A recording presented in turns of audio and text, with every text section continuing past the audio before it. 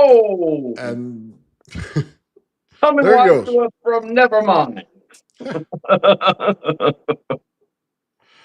Oh, so right here, dispatch was Yeah, asking. sorry about Dispatch, that.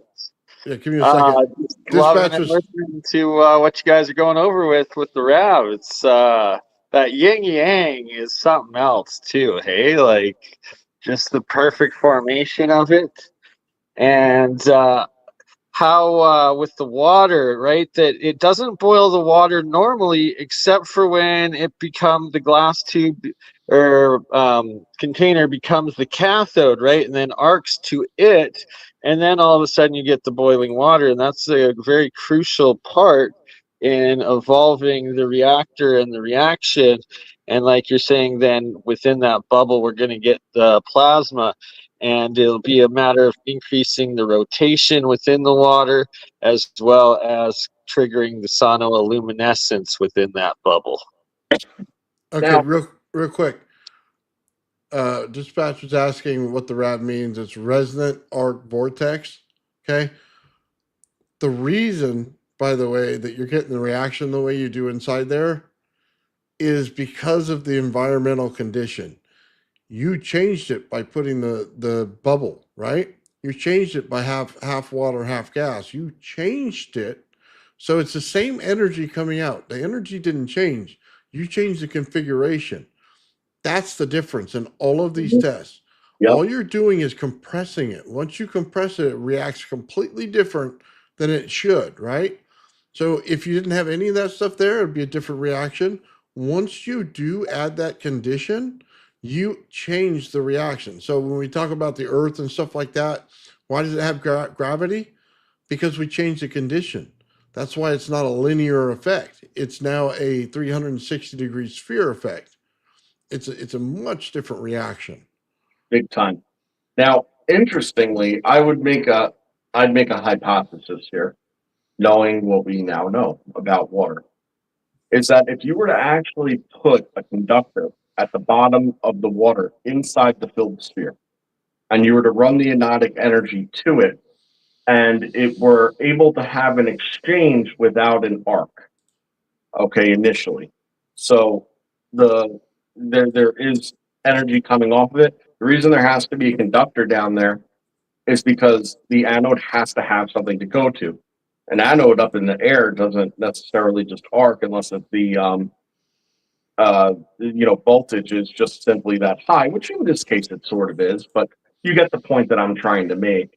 The idea here is that you would want the transient anodic energy to exchange with something conductive in the absence of a cathode altogether. That would actually allow for something interesting to happen, which I hinted at before. If you were able to saturate the anodic energy into the water, right? Well, the difference in the mass that occurs and the difference in the potentials that occurs, okay, would actually, I believe, make the water then act cathodically, which would then actually allow it to form a RAV under those conditions. But if it has something that it's actually able to arc over to externally, that's attached to a larger environment or a cathode itself, then it's just going to bypass it altogether. Yeah. So it's, I think that an anode only RAV being possible under those particular sets of Well, conditions. the cathode becomes the water. Exactly right. So yeah, it's Exactly. not anode only. Exactly. There's a condition for it. There's a yeah. And Right, it and also, that's the condition that we said a before. crucial part though is when it's boiling, it's at that breaking energy state between different phases, right? It's phase shifting from liquid into gas, and that in the pressurized bubble and within the RAV is a huge aspect to pay attention to. Now, I propose in this that the boiling itself may well actually not be boiling. It may be an electrolysis reaction. No, Bernie? A bit of both is what I suspect.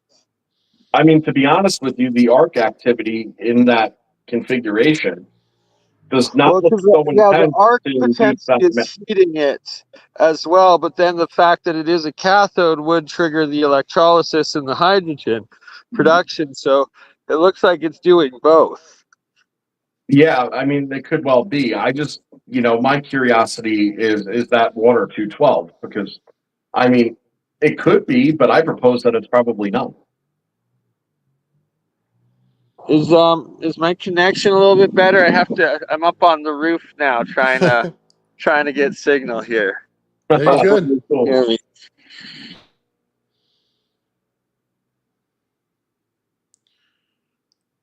Because there's an absence of steam, or, you know, like Oh, there's yeah. So Sean says there's a hole at the top. So if you look to the right, you see the RAV forming in the tube, which is awesome, by the way. I don't think anybody noticed that. To the right of that, there's a little hole on the top of the bubble. Uh-huh. So if there was a bunch of steam coming out, you'd see it there, and we'd start That's seeing what it I'm saying. swirling in the air. There's none.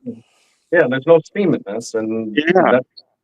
so this is Right, an but electrolysis You can reaction see under it. 212, and the whole reason is because the anode turned the water into the well, cathode. Nathan saw though, even when you do have that electrolysis reaction, there is a mist and a steam that still comes out from it as well. That's visible, right? And we're seeing none. So it seems like it's with the RAV, it's self-containing whatever it's producing within it. Now, I'll say this real quick. I just want you to look at the bubble, and this could be a camera effect right here, but I'm going to point it out anyway. Look at the yellow inside the bubble. There's several of them. Yes, It- so that's a crucial point as well, is that what we suspect and want to prove and test is that the yellow is usually a hydrogen reaction, and then when it gets to white is potentially a hydrogen to helium transmutation, and that's where we're going to have to start capturing some of these gases and offputs and getting them tested to see what's happening and what's being produced. Yeah, so Yeah. I mean that's interesting. I mean, those orange dots, they don't appear to be any sort of a artifact, right? They appear to be there.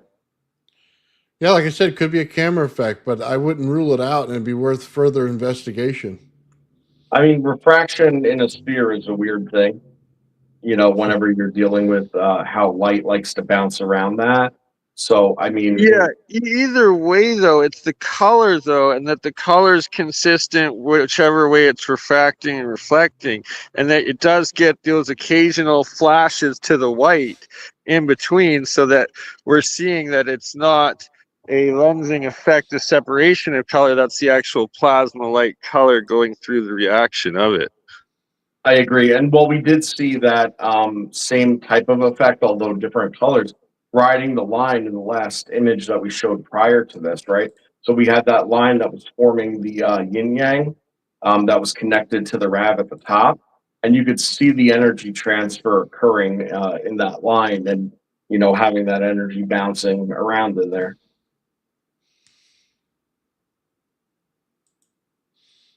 So let's see if we can't catch it again. Yeah, see?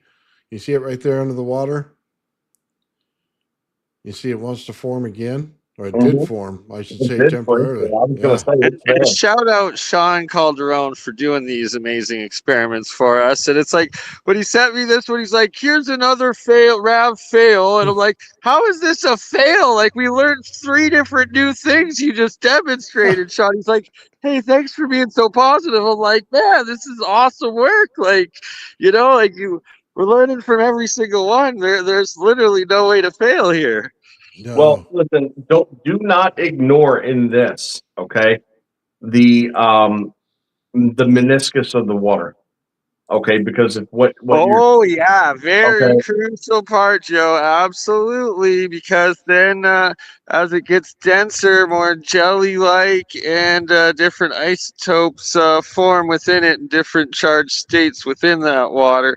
And I don't really feel comfortable going in more detail than what that. you'll see in with your own 2 eyes here though is that it is riding up, okay, a wave on the right side. So no matter how you set level of this thing, no matter what the camera angle is, it's actually pulling the water up on a bias to that side. And that's indicative of, again, the repeating the structuring effect. Now, if you recall, and I've said it many, many times, what separates the rotational vectoring, okay, of the magnetic component, okay, from the vortex and then the toroidal sphere, okay, is the parabolic motion. Okay, that is the dimensional axis wrapping up and around. Okay, from a two-dimensional spin, okay, all the way to starting to build in its dimensional proportion.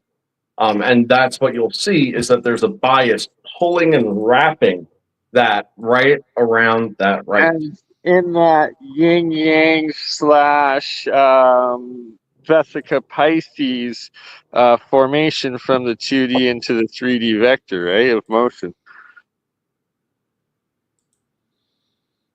Yeah. Yes, no, maybe so. Oh, that's Saying I'll try it with the Tyrion, man. That was a conversation I've had a long time ago already. Oh yeah, well we're just, that we're just conversation barely. Vincent had, brother. Sorry, I'm breaking up and I can barely hear due to the semi trucks coming out of Las Vegas on the highway to Sin City here. I'm gonna try to get down and see if I can find somewhere else that has some service. I'll be back in a little bit, my friends. Okay. Very good, buddy. So yeah, we've only had water, just tap water, in these experiments. Is what Sean's using. I don't even know what would happen when you start adding the good stuff into the water. You know what I mean?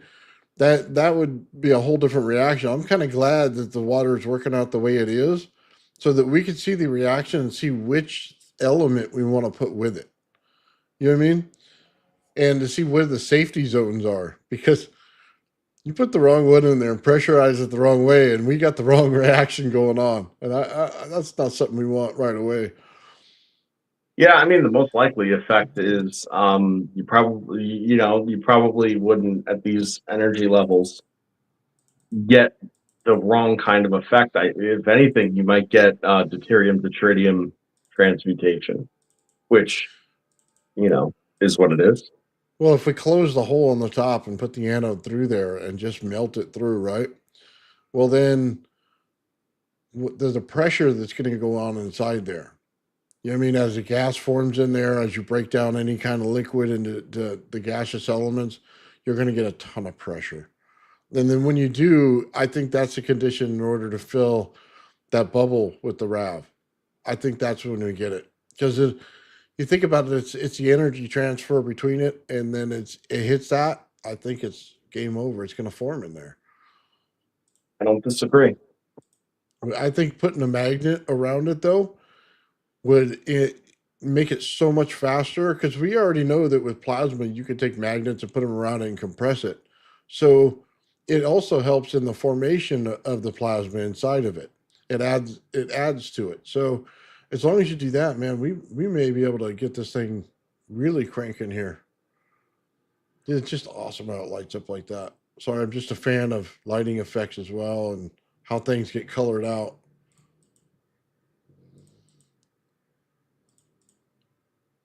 Now, Yeah, I mean, it is important to see as well. Okay, you could tell the difference. All right, when the plasma is inside of a material as opposed to outside of a material. It may become very superficial in difference from time to time.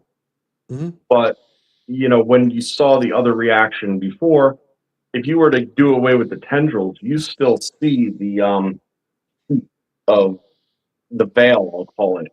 You see a plasma veil over the surface, right?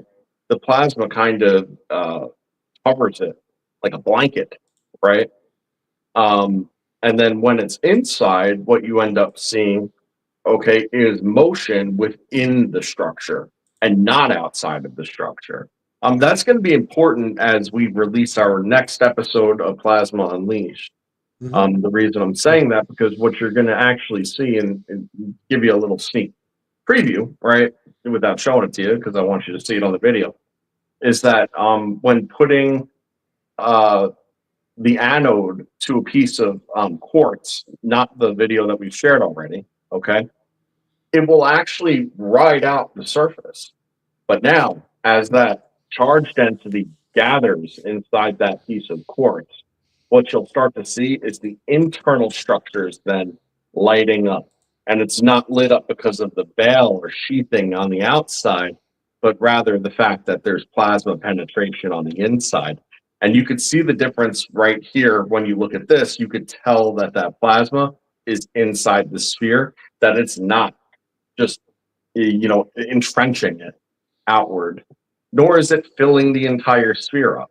It's acting as potential until it's at the higher density levels needed to form, stabilize, and compress. Yeah. You know what? I'm wondering if it's pulling in the cathode right here. I gotta see if I can't trigger it again in the timing of this to see if it's jumping up. You know what I mean? Is it coming down or is it jumping up?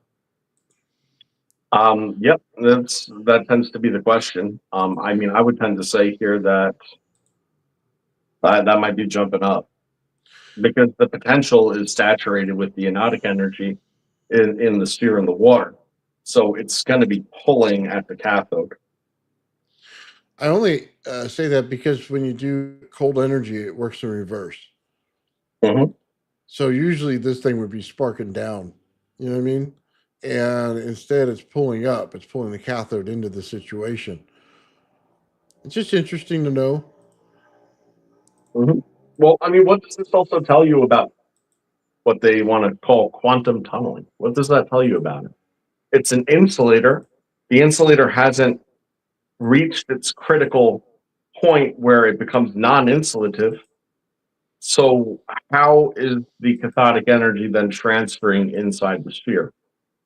Well, it's doing so quantumly because it's literally being pulled through the lattice structure of the material at that fundamental electron level to actually, work with the attraction of the anode. Yeah. I have a distinct feeling when we slow this down, we're going to see it be electrolysis that's the action here, or they should say the reaction here. And I say that because you see this right here? There's no bubbles. It's only certain times that you're going to get a bubble reaction out of this thing, and then other times not. So generally when things are hot, they continue to bubble. They don't go to zero bubbles. They go down in bubbles. You know what I mean? They don't go to zero. You don't go from boiling, which it looks like here, to nothing in just seconds of a frame. Right. That's Uh, because it's like I've said, it's not boiling. Well, that's what I'm saying. Yeah. When we slow this down, I'm sure that's what we're going to come away with, that it really wasn't boiling water. I think that's important when we look at this kind of stuff to slow it down and look for that. Listen, you had a lot of bubbling there. You see that there's I don't want to call it steam, but you could see that there's ionized gas in there coming up. But what does water do when it's in this type of arrangement with this type of geometry? Well, it condenses. Where's the condensation? There's no condensation. Why? Because it's not steam. The steam would be rising because steam pressurizes. And under that, the amount of bubbling that's occurring, like you would expect to see that it escape, but it doesn't. But instead, it's becoming charged. And once it becomes charged, it becomes into a diffuse plasma state until it condenses. And that's sort of the idea. Mhm. Let's take a look at one more. But you could see it moving right there, right? Okay. Yeah, let's watch that. Sorry, this is the wrong one. Go ahead, Joe. No, I'll put no, it I was back. just saying you could see the steam pluming in the last image that you showed. So it's not steam though. I'm pretty convinced that that's from electrolysis, it's hydrogen. Unlikely. It might be this one that I didn't show you.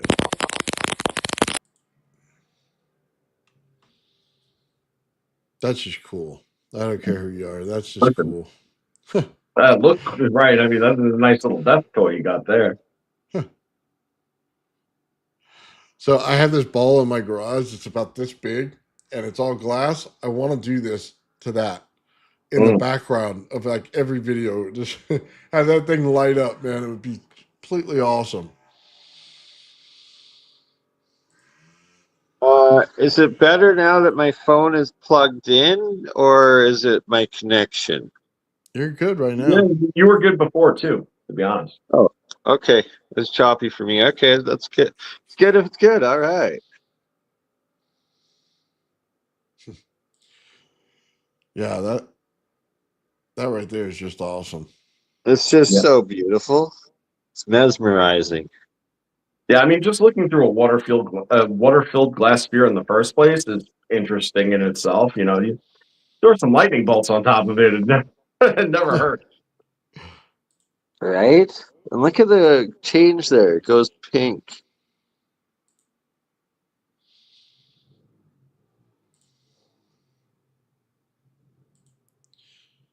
And white. You get the white flashes and the pink.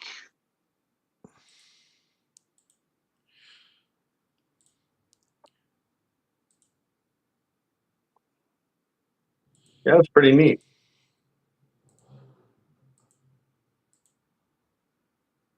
Yeah, look at that. It's just Yeah, straight let me look at bypass. that real quick. Yeah, that's cool. Yeah, and yeah, so I mean, that's pretty much all on the outside that situation, which is, you know, it's pretty neat. Yeah. Because that's a lot of plasma, and that plasma that you just froze frame on, that's dense, man. That's dense plasma for purple plasma. Right? And then when it gets inside, it'll turn into the worm. And I think, yeah, I don't know if you played those videos yet, but it's really fascinating how it forms. It's very similar indeed, actually, to how the anode reacts in my electrolysis reactions and self-organizes and structures down. Right on.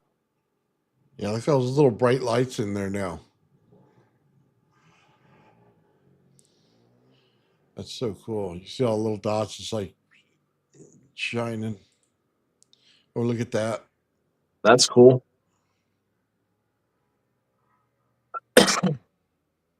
That I can't tell what to do with Right? that. Like, look at that one. That's wow.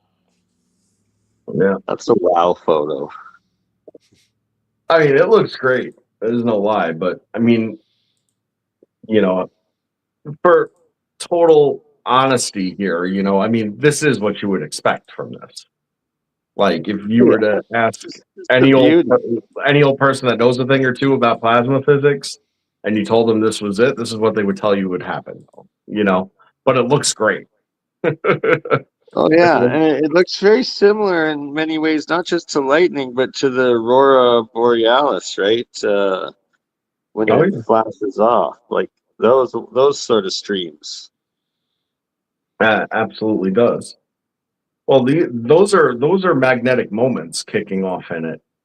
Is, Well you know, said. when it goes from an arcing, because remember, the arcing is it's a current vectoring, right? But the condensation comes from a magnetic vectoring. So it has these moments of actually starting to spin, you know, where the field geometry, not the plasma necessarily, but the field geometry starts to you know, spin on it, and then the plasma reacts to it. And probably because it's not structured and strong enough in that case, it doesn't sustain. So, you know, it does what the plasmoid did: form for a second, fill up, and then, you know, when you showed that plasmoid last week with the big open frothy bottom. Mm. Yeah, Sean in the comments says these are failures. There's no chance of that. These are successes. Oh, this isn't a failure by any means. It's like I said, it's impressive. It's Right? I was like, it's never a failure. These are just God, everyone's magnificent.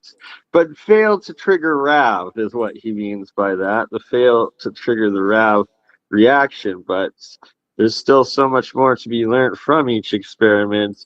And I see each one as a beautiful success.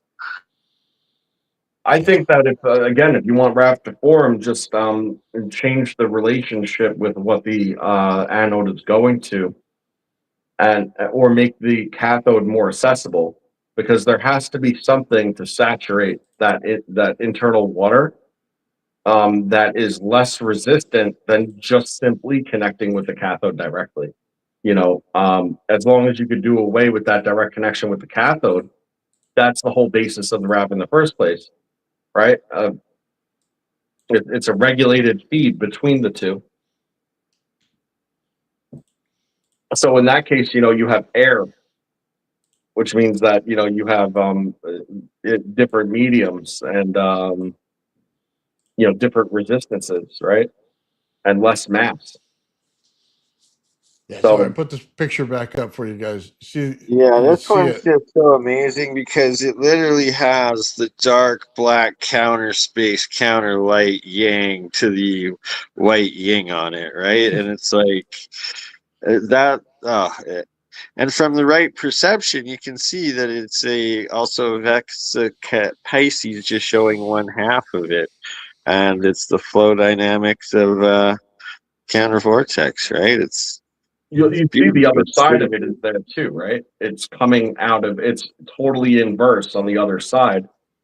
If you look at that ball at the Exactly. left of the orange, right? The light of the orange, you see the line coming out of it.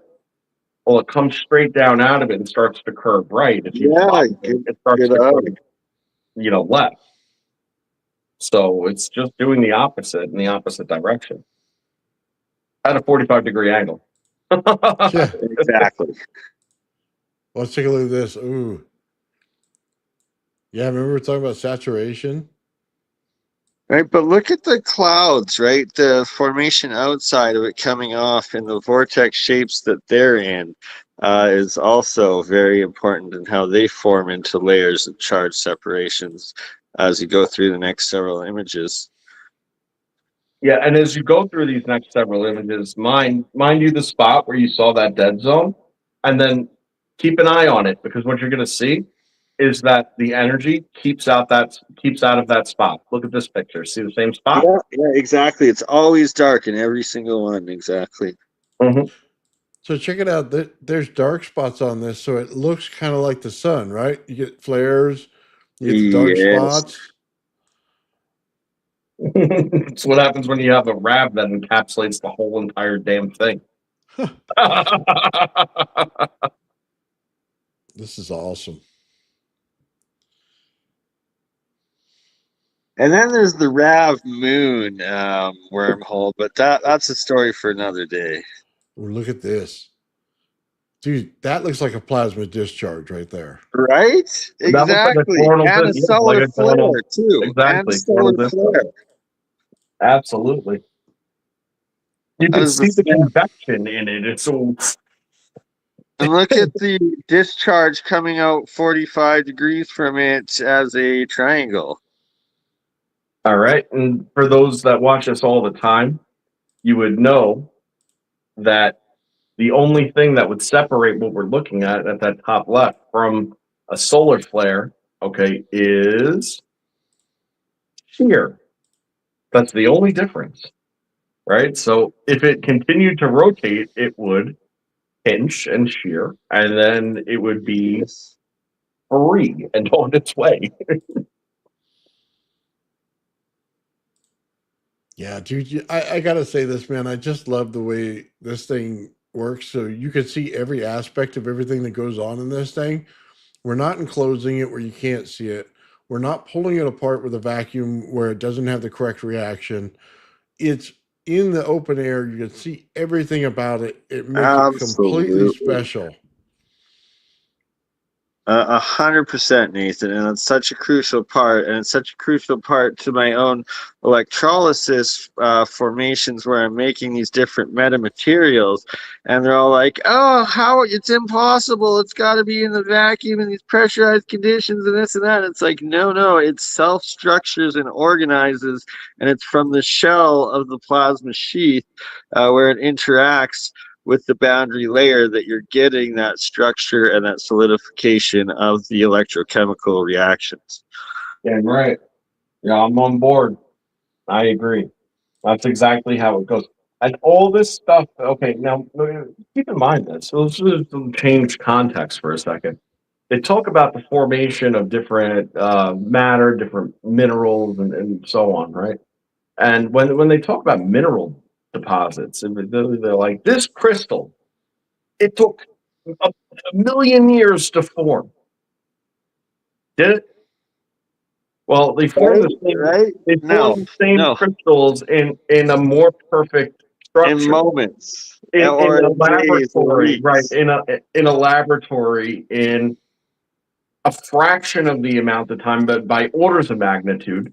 You know, they could form a full-blown quartz crystal that they would say that took 5 million years for the nature Or to just create. add a little electricity into that chemical reaction so it's electrochemical, and oh wow, look at that. The time just disappears that's needed. Right, right. Imagine that, and imagine that they're trying to say that they could do it in less time in a comparatively weak and small laboratory apparatus, compared to the natural energy and pressures of the frigging Earth. Okay, Right? Or like just I'm sorry. saltwater battery, right? Saltwater electrolysis of some sort, potential. Yeah. Well, mind you, all these things they all take it like in ores. All these like elements take millions of years to deposit in these ores. But they take moments to melt, to crush and melt out of the ores through an arc furnace, and then structure, and then they take moments or hours or days to break down electrolytically. So you mean to tell me you could melt it out into a pure element in moments, and you could break it down into the environment again in days or weeks, let's say passively through a more diffuse state. But the formation of it with a whole bunch of other crap that's not even, that's a contaminant as far as we're concerned with it, that structure takes millions of years. It's Like- just called the phase shift, right? It's just going from a liquid and gas into a solid. So you have sublimation and crystallization, and that's only a slow reaction when it's dissolving out, right? If you get it all at once, the phase shift of the substrate, aka the water, you get everything out at once, crystallized, and well, that's a huge secret right there, but not really at all because it's common sense. But that's how it operates. Yeah, John Bigman's bringing up a good point, saying that everything outside of the sphere there that we're seeing, that's water vapor plasma. That's important to realize that's exactly what it is, right? Because it's water vapor, but it's not just water vapor that's being lit up by whatever's behind it. The fact is that it's in a highly charged and ionized state. Now, when you think about it like that, you quickly realize that, well, this is exactly what they were doing with the water motors and the water engine, everything that we were discussing there. It's just a matter of inducing a charge bias onto it and then breaking it into, out of saturation into a diffuse state, and then knocking it with the other side of the energy in order to, get it to do what you got to, have done, which is have it turn into that plasma state. And the geometry, frankly, of that flare is really, really cool. Right, look at this one as it flares out as a tornado. Exactly, as it breaks and twists, and then what the rings turn into. Hey guys, real quick, I want to shout out JJ out there. He says this is cool. I just want to point out in this, it looks like a king cobra sitting over the top of the ball. Yeah, right. It does. Thank you, brother. Appreciate it. Well, once you see the jellyfish, you can't unsee it. Which also happens to look like a blood cell, doesn't it? Yeah. Also, no sort of correlation there. None whatsoever. Also Bro, in your that's just blood paranoia, bro. That's where all your blood paranoia. cells are, that stuff was also not called plasma, just so you know. You know. Plasma and ionization acting as plasma and ionization does. Wow, imagine that, eh? That man. And look at that. That's just beautiful. Yeah, these are like pictures you hang on your wall, aren't they? They're like totally awesome. Really are. Maybe that needs to be something Yeah, available. it's showing the flare, right? Like this is a mini sun right here. Dude, we're gonna have to put this on our t-shirts, Joe. This is what we need. We could do t-shirts. I could do prints that are just like not Oh yeah. $175 and smaller. If you want like a small print of Oh yeah. stuff, 'cause that'd be Let's really do cool. it. Get her done. Get her done of this mini sun. There you go. We can do a calendar of this thing, man. It'd be awesome. Yeah, man. The year of the RAV. The year of the RAV. Absolutely. Well, it's what plasma physics should be able to show us, and they can't show us as well as Sean's showing everything now. Between every picture he's ever shown, man, if you want to know how this universe works, just look at what he does. Oh It's yeah. incredible. By the way, when we go into the atom part of this and you see the structure Oh, in I there, can't wait. I can't wait. and we explain exactly what that is and why it causes the gravity in our whole planet, you're going to be amazed. It's because of that structure in itself and what it actually does inside of it is where your gravitational And look effects at how start. it also appears as a crescent moon, too, right? From this perspective. It does. And that's because of that sweeping motion that I keep on describing. It does that. It just pulls up to that one side, man. Yeah, dude, this thing is the absolute best. Sean, you deserve everything, brother, not us.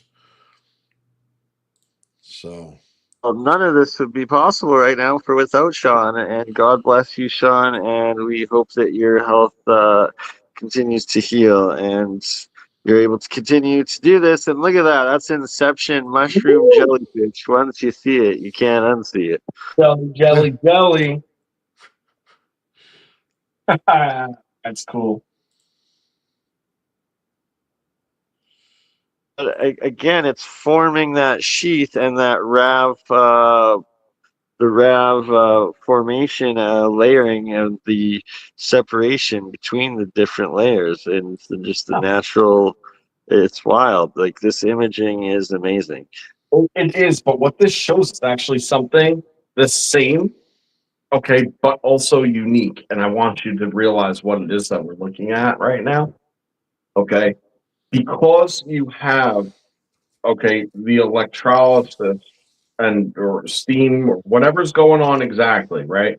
Occurring both inside and outside of that the RAV. Okay. Usually the RAV has enough containment, okay, to keep stuff like that from coming out, okay, in its environment, which it's normally formed.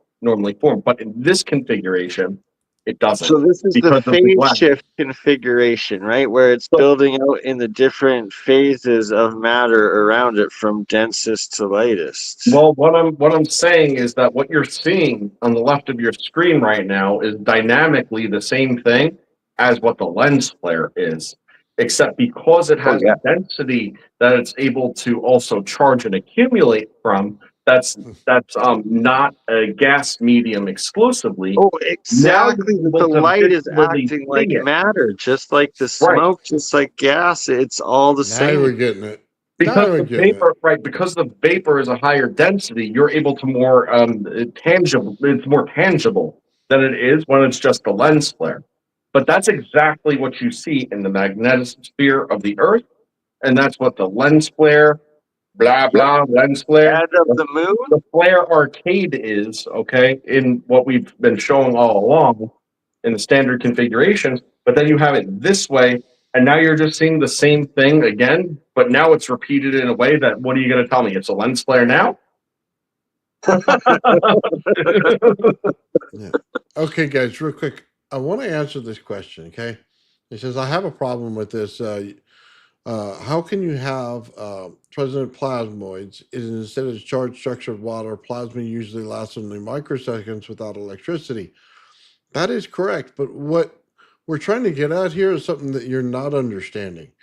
You see, this goes on to what Joe said about the lighting effects and how everybody perceives it wrong. You see, it's not a lighting effect, it's focus light. It is like a magnifying glass. It's focusing the light. And once it hits something, it can structure it and produce this again. So when you see something like this, the reason why this is so important in plasma physics is because the sun is a explosion over time. So it takes time to develop and there's a time dilation field in it. So the only way to see it is to create something that we can expand on the time dilation field itself so that we can see everything for what it is, you know what I mean, as we slow it down. That's the most important part of the RAV structure. It is a teaching tool. It shows you everything you need to know about plasma physics because you're right, a plasmoid goes away in seconds. Ball lightning goes away in minutes. Okay. This lasts all day. You can see everything you're supposed to see in this. That's the point. Even the moon. I'm sorry to have to interrupt and bring that up again, Nathan, but we're going to have to talk about that at some point. Talk about what? How we saw the moon form as this RAV, this supposed lens flare, and like it kept this structure. It was moving the clouds around into this formation and like everything. And it appeared the first night after the first RAV video came out, and we watched it for a good couple hours, just moving the clouds, and it went with the moon and the full moon as it moved over like the sky. It was just wild. And then again, I saw it again when I came out to Nevada on the next full moon out here, and it was just wild. And that it's not a lens flare or flaring, it's just the RAV formation, and it has to do with light particle or wave particle duality and how light's interacting with ionized gas and forming into this more dense energy solid structure, atomic structure. So, hey, Nathan, if you wouldn't mind, whenever you have a second, can you put that last comment back up? yeah, give me a second. Just so you know, Bernie, what we saw was sheath zones. It's important to know that because they talk about dark energy. What they're not recognizing is we're inside of sheath zones at all times. They're just very present to the eyeball, so you don't get to see it, right? But they're always there. That's the thing. That's And the you problem. can see that one dark spot, the yang there, that is where the dark energy is going and forming around and coming from, right? So the hole is there. You just have to look for it. Yeah, I think that they don't understand. I can't find the comments just yet, Joe. I'm looking. Well, anyway, I mean, it was regarding the plasmoid, and, what he had an issue with, because they generally don't persist, right? There it is. Well, now, standard, whenever plasmoids are being discussed in the context, well, how are they formed? Well, generally speaking, the most common way has been through a phase differential force. Okay, so anytime you're taking a gas and putting a gas through water, it creates what? A bubble, right? Well, that's a phase differential. Well, if you then have a pressure differential on top of an alternating pressure differential on top of a phase differential, you're forcing a cavitation state. Okay, so basically what you're doing at that point is you're creating a situation, okay, where the plasma is forced into a state of plasmoid. Okay, you're taking the ionization and forcing it into a plasmoid state, and then when it pops, what ends up happening is it'll persist for a small amount of time as long as the charge bias is present in the environment. but then immediately dissipates because the phase and pressure differential has changed once it exits the medium of that phase differential. Okay. What RAV does is a lot different. Okay. Because what it does is it has a regulated exchange between an anode and cathode. It's that regulated offset differential exchange that's the mechanism of its self-organizing property in the first place. That self-organizing property separates the duality, creates a chase. The chase creates a vector change from a current state to a potential state to a magnetic component state. Well, the magnetic component, once that persists and the density grows, the dimensionality grows. It goes from a magnetic potential, okay, or magnetic mode, okay, to a real form of vortex magnetism, to then a spherical toroidal magnetic field. Well, that happens when the fields deflect across each other, come back, return, and when they return, they all meet at the intermedium because they deflected against each other, even though they're opposites, because they were headed the same way at each other. Two things that are opposites headed the same way are the same. So they repel. But when they do the turnaround, then they connect. When they connect at a 45, it crosses, creates a third vector. What does this mean? Well, it means that everything that you know about plasmoids and how they were previously created, okay, is proof of concept, okay, that it's possible that it could be created. However, it wasn't created to be sustained because realistically, there's no way to use it because it's transient. What are you going to do with it? I mean, yes, it can have transmutive properties. There's things you can do with it, but does it open up all the potentials of what the plasmoid itself is actually capable of? And the answer is no.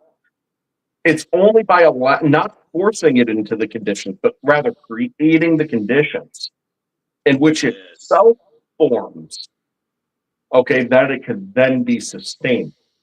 Okay, by forcing the conditions and making a huge amount of contingencies that are unsustainable, it's never going to persist, and it's always going to be transient, and it's never going to be usable to its fullest potential. Period. Hard stop. That's it. Okay. You know? Real quick, I want to shout out Gigi and Traveling Fools later on tonight. We're going to be on the Traveling Fools channel, man. Make it an awesome night tonight, man. We all have laugh and have a good time over there. It's going to be exciting, man. 7:30 Pacific Standard Time on my channel, also on the Traveling Fools channel over there. Going to be awesome, man. I just want to say real quick, this is what Bernie wanted to show. And this is what we saw in the sky when he was out here in California with me. He saw it in the desert as well. You see the center, you see the light going both top and bottom from it, and it spears out. You also see a satellite from it. You can see it on the bottom right. And then you see the big spherical structure around the entire thing. Well, there was many of those. There was like 3 or 4 of them that we saw build out from that. They went out for like tens and like tens of miles, probably, like the outermost ring. It was wild, and like it was the flow of clouds were flowing into these rings. It was just so wild to watch, and the camera just never does it justice. So I need to explain this just so people understand this. This is always there. You don't see it, but it's always there. The only reason it's there is because it's lit up with energy right now. It has extra energy being produced out of the moon in order to see it. Now, this is what dark energy is. It's always present. You don't always see it light up. It's a photon right now. It's going out, giving energy to that ring. That ring lights up just like a photon. And it does it several rings out, but this is always present everywhere. The sun puts this out all over the place. So anywhere in the solar system, that dark energy, there's still energy there. It's never gone. You just can't see it because we don't get to see this every day. This only happens when you have extra energy and it's able to light up the zone itself. So these are sheath zones going right around the moon. This is exactly why plasma physics is important, so you know what this is. Exactly, and that point is where what Joe was just explaining, where the light forms, is where it's folding back in on itself and able to, where they all interact, and then is excited. Hmm. Yeah, no, it's Exactly what cool. this I mean, is. you could see that ring right around it. It's exactly what it is, right? We just answered dark energy for all you physicists out there. What it really is. This is what it is. As soon as Right? the, You're uh, right. I mean, look. As soon as the sun forms, it But sets a guys, it's not condition. there. It's not there though. No, It's no, I'm not just telling anywhere. It you. doesn't exist. No, as soon as the sun forms, it sets a condition in a certain area, which is a ring, and it Well, goes around the entire solar system. Or I shouldn't say ring; it's a sphere. And inside that sphere, it sets a condition of energy on where it has light energy and heavy energy in zones just like this. That's exactly what it does. There's no getting around it. There's dark energy everywhere. Well, it's in a sphere, so you can go around in it, but you can't get around it, right? When you go outside of it, it's still inside the cosmos. It's still, you know what I mean, inside of the universe. It's we're still inside a bubble, inside of a bubble, inside of a bubble. Dark energy's everywhere. You don't get away from it. Okay, we don't know Can't the get condition around out that there we're because going we've never around been and around outside and our around inside a cosmos. bubble. Sorry. Yeah, we've never been outside the bubble. We don't know. Look, this is how stupid physics is. This is the answer right here, right in front of you. There's no debate. This is what it is. This is what plasma physics says. You don't need a higher degree to find that out. You just need to look at the observation of what's going on. We knew that the outside where the sun and the solar system is looks just like this. There's no debate in it. This is why, okay, this is why when you have to understand how time dilation works, that you can understand this. We are in a time dilation field inside of our solar system. The speed of light is how you measure the time dilation field. It's a set condition, it's emergent. As soon as the sun ignites, we have it. It's the speed of light in our solar system. As the sun changes, that number is going to change. Okay. Why? Because it's an explosion over time. It's time dilation inside the sun. It has a very slow reaction in the core, and then it's a reaction on the outside. So you see, we're getting hydrogen being produced right now, right? Wait until the sun puts out more energy when it starts to decay and it goes into that explosive state. You're going to get all kinds of elements created then. We're literally going to go through the periodic table by the time we're done. Look, this is why we do this because so we can understand this. This is why when you get suns that are much bigger or 4 or 5 times the size, that time dilation field is different. Therefore, the speed of light's going to be different in every single one of these solar systems. That's where physics goes wrong. They think it's a constant. It is not. It's emergent. That's the biggest difference. That's why the math works. 100% the math works when it becomes emergent. When gravity becomes emergent, then the math it's put in its place and it's 100% working. The way they're doing it right now is they're fighting it and they're trying to say it's a constant and it's not. Okay. And by the way, this also tells you why energy is not conserved. These zones right here, every time you go through them, it slows down your ship. Why? Because the energy is being pulled in by these rings. It slows you down over time. So as you go throughout our solar system, you will actually slow down and then stop. That means energy is not conserved in space. You have it wrong. Energy is not conservation of a lady dropping her balls. Okay. well, That's there's not what another it thing is. to This it is too. what it is. So, and it has to do with the time dilation, and also, as I had proposed, at least, theoretical, right, about an energy exchange being mechanism of time and time dilation. So, if you realize that okay, time dilation is a factor, and it's in a diffuse state because it's emergent, and there's certain components of it that are going to play a role in what the time dilation is, you understand the idea that Earth and the Moon, right, have a relationship with one another clearly. Okay, and we also have two diffuse states of separate time dilation, and where these two areas meet in their most diffuse states, okay, actually would lead to a separate differential that exists, right? Which would actually be a compression between the two, where light would be going one speed and then another, right? And that could be representative of the ring that we're seeing here as well. Based on that time dilation diffusion and the how it is there, how it is here, and then the states in between. Yeah. Absolutely. Sorry, I'm gonna try to restart my phone here as you guys are I can't hear very well, so I'm gonna see if I can restart the browser and rejoin in a second. But Okay. absolutely next level discussion right here, and everyone should definitely forward this and share it and send it to any physicist or astrophysicist right? Because this is we're showing evidence here. This isn't just theoretical. Nope, not theoretical at all. It's proof. It's what it does. You can't lie Observation. about it. Yeah, I mean, once you see it and you see the RAV spin up and you see everything about this and you know exactly why it does it, you already know the condition is set.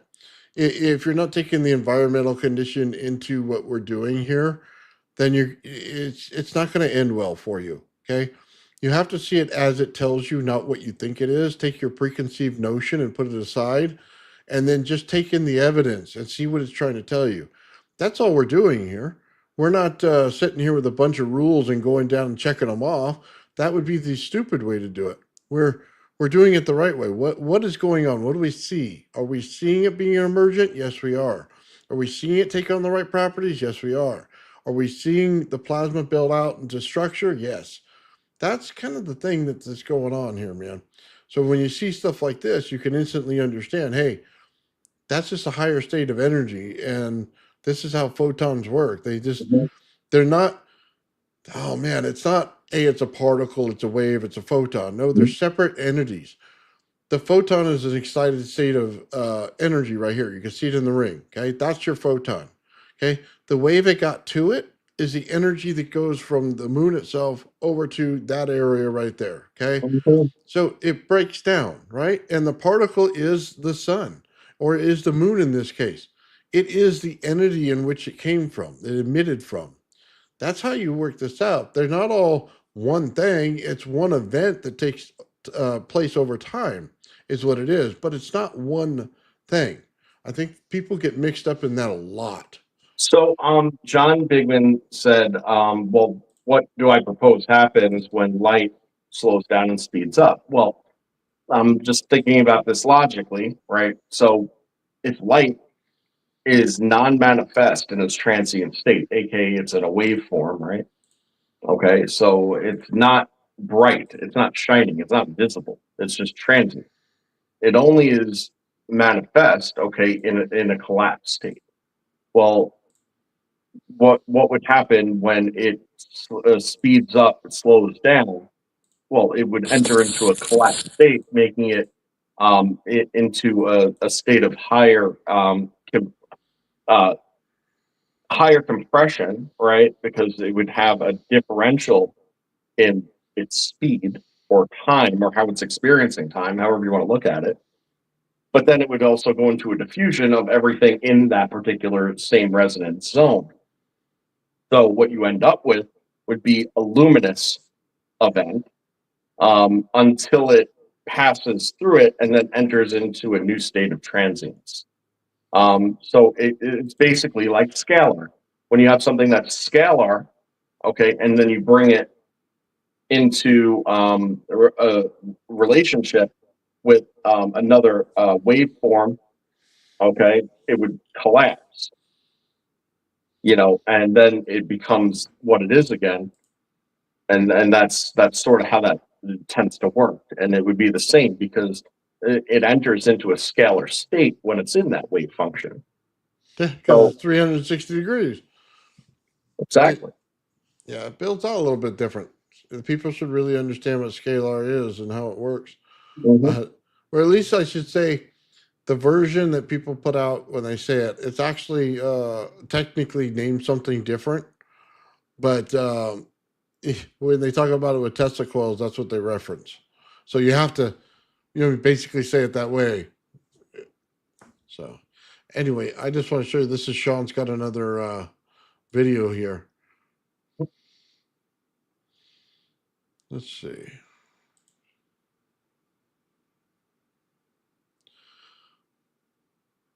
Oh, look at that. So you can clearly see that he's got the anode inside of it looks like a glass tube. Last And two. that goes inside that ball. The ball is completely full with water. Mm-hmm.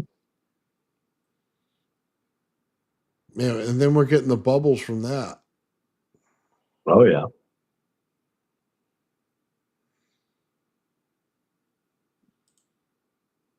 Look at all the little stuff moving around in there, though. Did you catch that? Oh yeah, the stuff moving around is all that electrolyzed gas. I mean, the anode itself and that tube with the positive bias is going to be an oxygen accumulator. So that's, you're getting those oxygen bubbles right there, I'd have to think. Yeah. Says the bubbles are hanging on tight. Yeah, absolutely.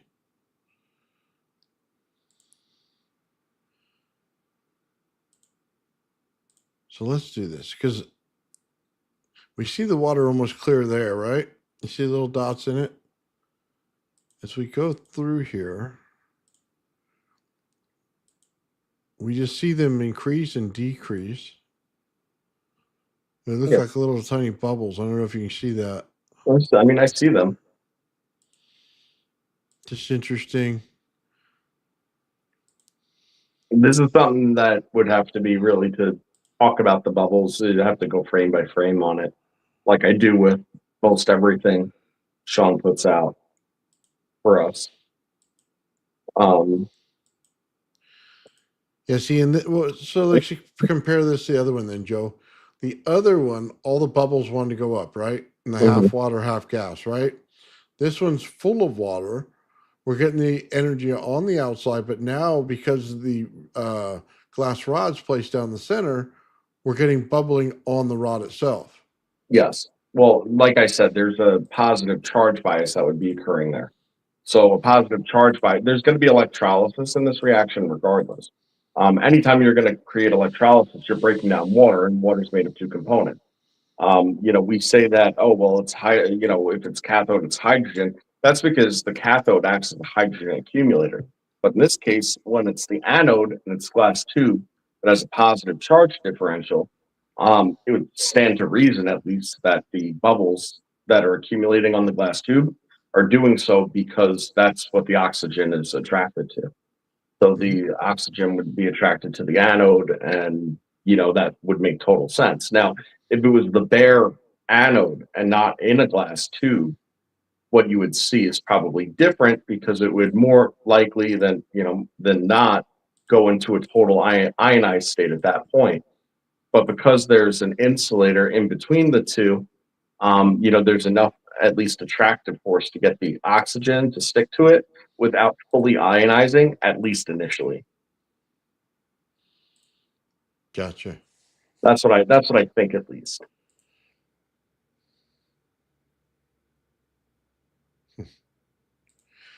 All right, I gotta show another video here.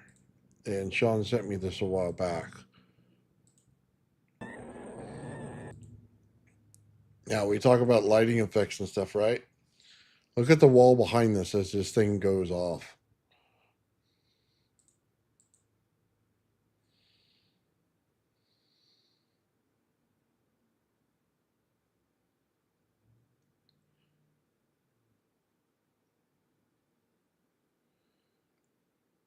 It's basically focusing the light through that shell onto the wall. That it is. That's cool. Not only that, you can see, what they call the lighting effect, the green. Yeah. It's on the reflection. It's all there. I mean, it literally focuses it in the background. Yeah. Yeah. That's cool. I just found it amazing, man. I like to watch this one in slow motion. I don't have it here for everybody, but you could see the different things light up in real slow motion and which one takes, based on the arc that you're getting or a no arc in some cases. And it's playing back and forth. I don't know if you noticed this, but it's playing back and forth between the anode and cathode and where the RAV forms on each one. Yeah. You see it get brighter or less, brighter or less. It's playing back and forth. Yeah, that's exactly what it's doing.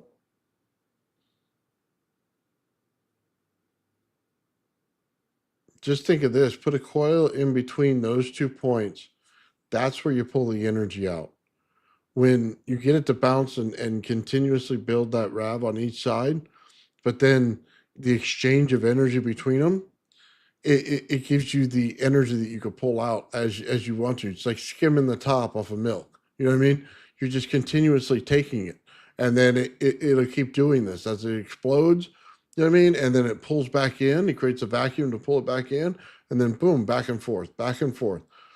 That's where you get your energy exchange. That's where the energy is right there, because you get the highest state of explosion, you get the highest state of vacuum, and it goes back and forth, back and forth. When you get those, that's the highest energy potentials in each side of it. You know what I mean? Agreed. So when you say back EMF, well, there's your back EMF in the vacuum, right? Then you get the high energy explosion, right? You're getting all that energy. That's where you want to pull it. The thing is that not only would you be able to pull it from that point, but you'd be able to pull it without a loss of what it's doing itself, because Right. all the pressure of that exchange is present and is enough to cause call it sympathetic resonance, if you'd like, sympathetic resonance in something to induce a current, a secondary current that wouldn't even take off of the to take any current off of that relationship. Now, yeah, that's really cool.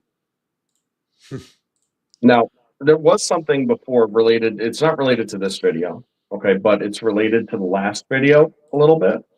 It has to do with the energy exchange and the accumulation that occurs when that energy exchange is occurring. The same as the Okay. oxygen was attaching to the tube.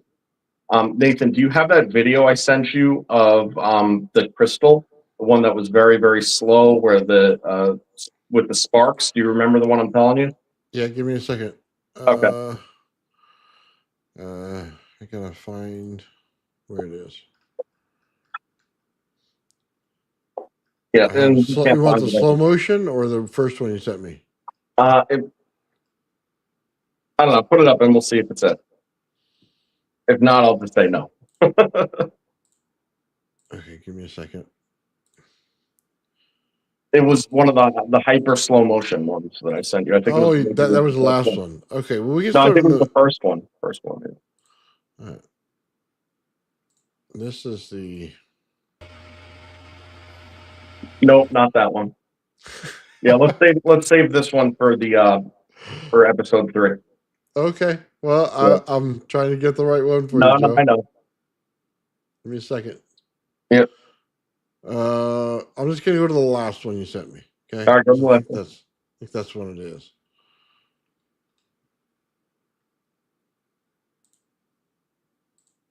Because you zoomed in and everything. So Yeah, it's way zoomed in and it's way slowed down.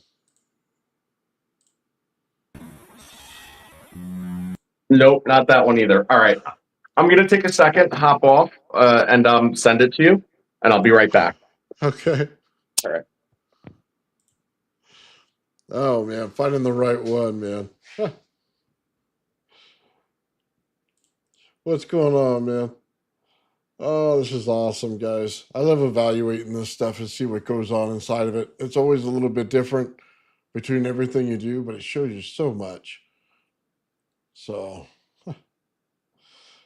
yeah, I was shout out Lightspeed, man. He's working hard on that thing. Again, what he did is he created a computer program, and then he's got sensors to go out to everything. And we're going to be able to do this in real time, see exactly what's going on, and then we'll be able to build that program to where you can see the energy flowing in and out of something. Going to be completely awesome to see this and completely awesome to do it. And he was asking me a question earlier about how he wants it set up. And I just say this: in every configuration that we put out there with the RAV or the Gravity Flyer or whatever else we're doing in that situation, they're all going to be different. So we'll just have to 3D print a base where the sensors go and extend the wires out to them in order to capture what we're looking for. So the RAV's, fairly small area, Gravity Flyer's big area. I mean, we'll just have to play with it back and forth. As long as we have it functional and we can read things off of it, man, we're 100%. As long as the electronics talk to the computer program, man, we can work around everything else. And I think you're going to get every answer you want, man. All right, I think Joe's back. Give me a second. All right, Joe, give me a second. And I'm gonna download the last one you sent me if you just sent it. Cool.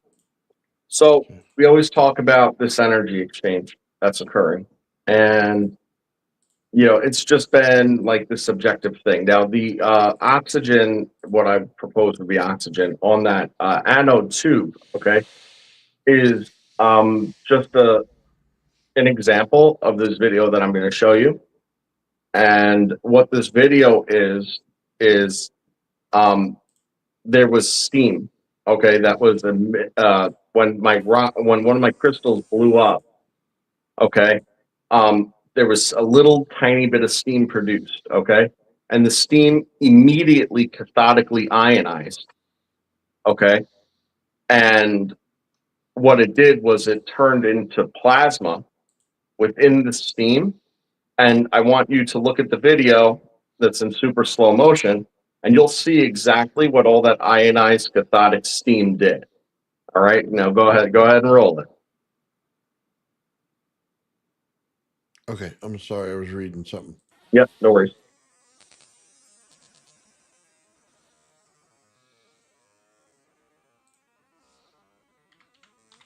Is it playing? Oh yeah. Okay, sorry, I was looking at something else. Sorry, trying to answer a question.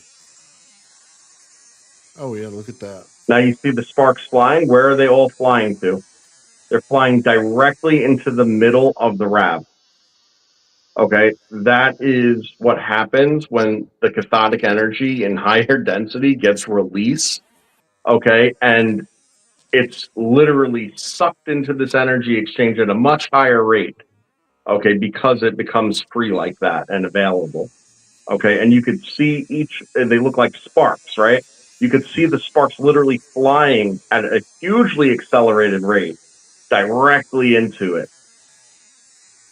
Okay, now that's what I'm talking about. This is what's happening through the substrate. So in this case, it's a crystal and a rock. Okay, so it's actually doing the same thing, except it doesn't glow like that necessarily as it's exchanging through.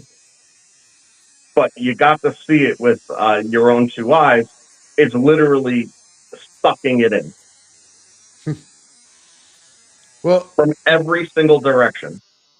This, by the way, just so everybody knows, is when you couple fields, it takes the energy around this whole thing and changes it. Okay, you're bringing in entropy to your system, which means it's going to have a directional flow, which means that now it moves. Whether it's from hot to cold or cold to hot, and that's how you play with that in your system here.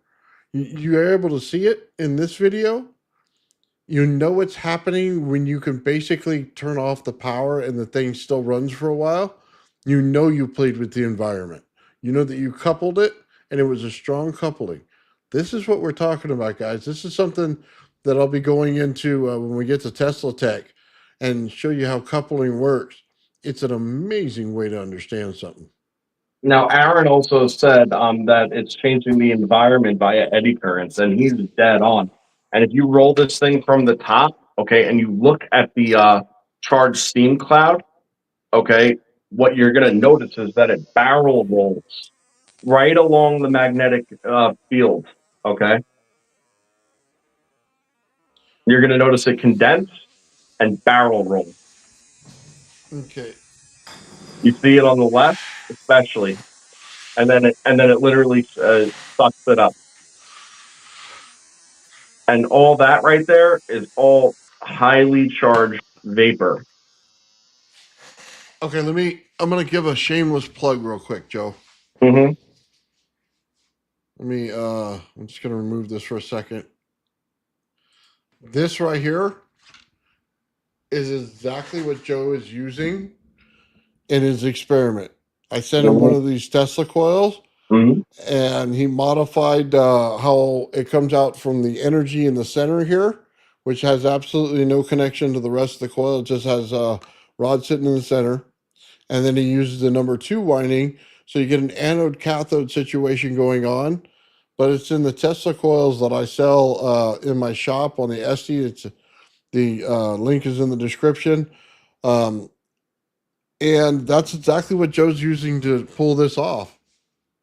That's it. Once I understood how it was formed, right, I knew that all the pieces were available right with the Tesla coil, just to be able to do it. And with the PNP, it's kind of a little bit like a cheat code, okay? Because it actually forces the entire thing into resonance. So whereas you're looking for these differentials all the time, the differentials are there. Okay, the PNP is in a constant state of trying to force both sides closer and closer together in these differentials, uh, in resonance rather, despite these differentials being in place. And what that ends up leading to is something interesting. Okay, and it's actually see it as a good byproduct, see it as a bad one, and be it as it may. Okay, but it has so much like energy production, if you want to think of it that way. Okay, amplification, that's the better word, right? That it overwhelms it once it gets into saturation. And if you start doing stupid crap like hitting piezoelectrics with high voltage, it ends up compressing everything and dumping it right back into the system to then try to correct the resonance again, and you'll end up blowing up your PNP over pretty short durations of time, unless if you offload all of that extra current back pressure. So it's something to bear in mind, but it's correctable. But aside from that, it also produces the byproduct or proof of the byproduct that we're looking for, energy, right?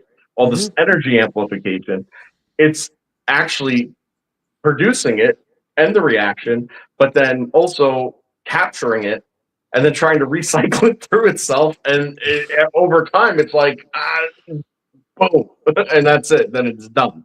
So if you could scrape it off and use it, hey, more power to you. Well, so Joe's getting back EMF in his system. Oh, a big backing about yeah. Yeah, and we need to put a snubber circuit on the coil in order to capture it and then reuse it. So that's my fault. I've been so busy, I haven't had a chance to work on the circuit itself to pull that together. I mean, it shouldn't be that hard. It's a simple diode, you know what I mean, going into where the number 2 goes and then putting a junction off of that in order to put it into capacitors so that when the back EMF happens, it won't go through the diode, but it'll push back through the capacitor and load it.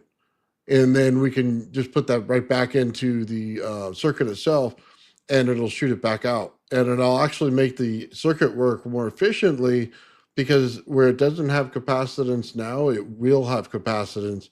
Therefore, you're going to get a better exchange altogether. So my fault. I haven't had time to work on it, but Joe's absolutely right in what it's doing.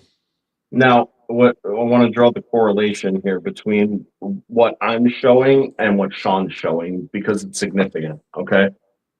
The point is that once you realize that the plasma itself is charged particles, okay, well, it kind of breaks the paradigm as to what we think of matter, right?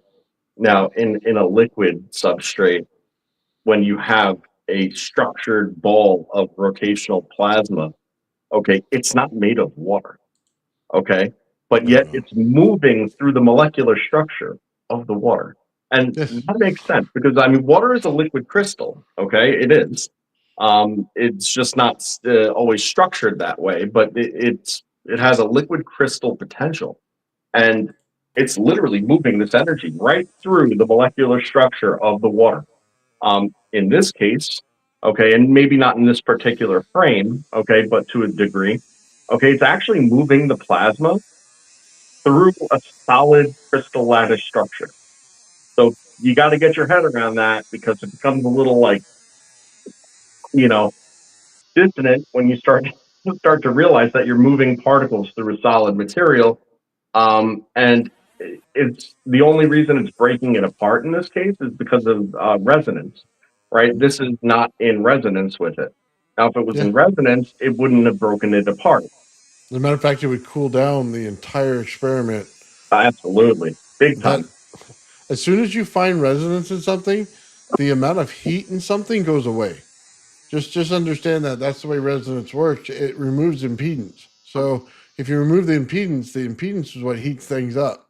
And as soon as you put in resonance, boom, it's done. Hey Joe, what camera do you use? It's just my that was just 4K 60 on my And Samsung S24 Ultra. is it And Android? yeah, and then I slowed it down a few times, you know, and cropped it. So that's what you get out of that. So that Gotcha. this is like slowed down at least 64 times. It might be more. Oh You know, this wow. is very, very, very slow motion. But how else are you supposed to capture this thing that you see in this brief instant that occurs? But you know, like if I didn't slow it down nearly frame by frame, there's no way that you would have been able to see these particles literally curving and moving and sucking like a vortex into the into this thing. It's crazy what they're doing, you know. We'll roll it one more time in case anybody kind of missed it the first go at it, because I mean they really go from every single direction upwards and inwards like that. They're riding the outside of the magnetic field. Sorry, I was looking for your testicle. You sent it me a while back, the picture, and I wanted to show everybody it, but I don't know that I have it right now.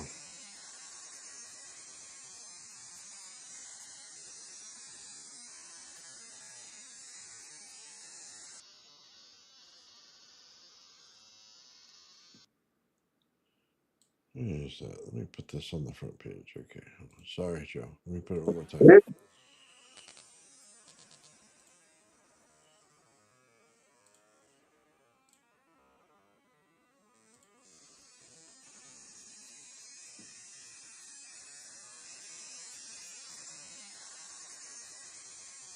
And of course, I don't see it. All right.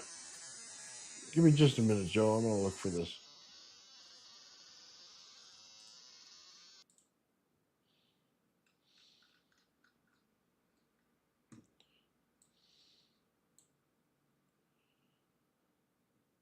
Uh,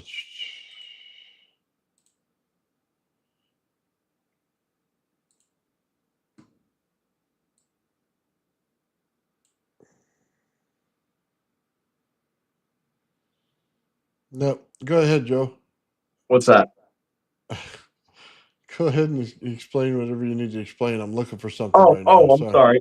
I mean, I did explain it. I mean, all you can see all the ionized charged particles literally accelerating and expanding outward, only to be attracted into the RAV itself. So that's the iconic energy exchange in a not so traditional way. Like it's not the way that the RAV usually does it, right? But it's showing you exactly what that attraction looks like and how it pulls it all in. And it's a mutual attraction, which is cool too. You know, it's a initial repulsion, and then which is why you see it expanding before it comes in. So it repels, and then all of a sudden, once the relative angles change, it becomes an attractive event, and then comes right into it. And that's what makes it an explosive and implosive event, right? It's that change between this repulsion and attraction. That's what makes an explosion into an implosion. And you can see it present here while the RAV is formed. And, this particular RAV, it's interesting, is both inside and outside of that cube simultaneously. Like, there's portions of RAV actually inside of it, not the whole thing in this particular frame. As this video progresses, and this is only a short clip of it, and most people have seen it, but the RAV actually forms inside of the crystal and blows it into pieces, and then forms in the remainder of the crystal and then blows those into pieces. I love that thing, man. It's great. Sorry, I'm almost there, Joe.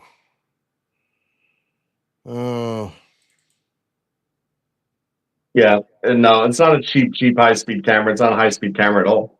It's just, I just recorded what I did and then slowed it down.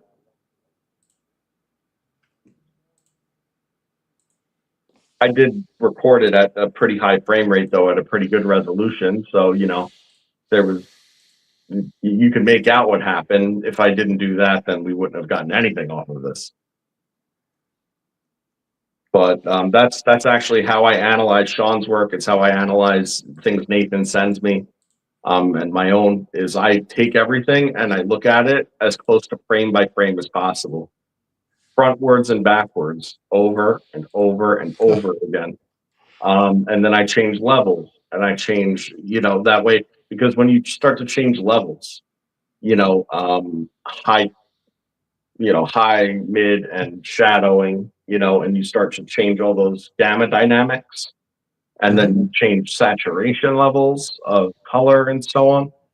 You change all those levels, and when you put them into a state of fluctuation, it exposes things that you wouldn't necessarily see or catch otherwise. So any piece of footage, like if it's 1 minute long, I would say that typically I spend probably 2 hours, literally tearing apart a 1 minute clip. And that would probably be a conservative estimate. So that's how I come up with the stuff that I do on it. It's how I'm familiar. Yeah. And that's how we edit, is watching over and over and over again, frame by frame by frame, and we just keep watching, and then that's how you pick up those little tiny details of figuring out what's going on in your experiment. That's it. All right, trying to find this is probably going to be hopeless, guys. I'm sorry. And that was an amazing shameless plug, and everybody should buy Nathan's testicle coils for sale, as they are next level, and you can modify them like Joe does to do these experiments. Right on. Yeah, I just gotta say this, guys. In the whole thing with the Tesla coils, I'm working on the circuit, a little bit of revision in it. We're looking at the snubber circuit, but I'm also looking at replacing the transistor where it's easy to swap out. So it's basically just a plug here, and you can swap it out by just changing the bolt. Doing the bolt and putting it in. It'll make it easier for people to buy parts for it. So instead of soldering everything and go through it, it'll be clip, done. You're back up and running in a few minutes. So I'm looking at a revision for that for my Tesla coil out there, and also putting in the spot for the snubber circuit. So kind of some updates on that. They're not there yet, but that's the future of it. But as you can see, these things are brilliant, man. These things are gorgeous. And I got ahead of you on that because I had already ordered the connectors to. Oh, did you really? I got tired of pulling the damn thing apart. I haven't done it yet because I only have one PNP left, and I'm like, I just know I'm going to smoke it in the first few minutes. But I have to say to the audience that that's not common, okay? And it is absolutely how I'm using it, and because I haven't corrected the problem as to why it's blowing it up. It has nothing to do with the Tesla coil, and if you're not doing the ridiculous things I'm doing, it's not gonna fail you like that. Oh yeah, if you just turn it on, it'll last forever. Oh yeah. If you're just doing normal experiments and normal loading, you're fine. You're pushing things to the max. Yeah. Well, I'm doing what I set out to do, which was create way more energy than and have it be accumulating, and when you're successful, like that's what happens. It blows it up. Now, I put on this video, guys. I just want everybody to see it. We are doing this week, when I put the video together, and we're going to try to get it out by Monday. We're going to do episode 3 on Plasma Unleashed.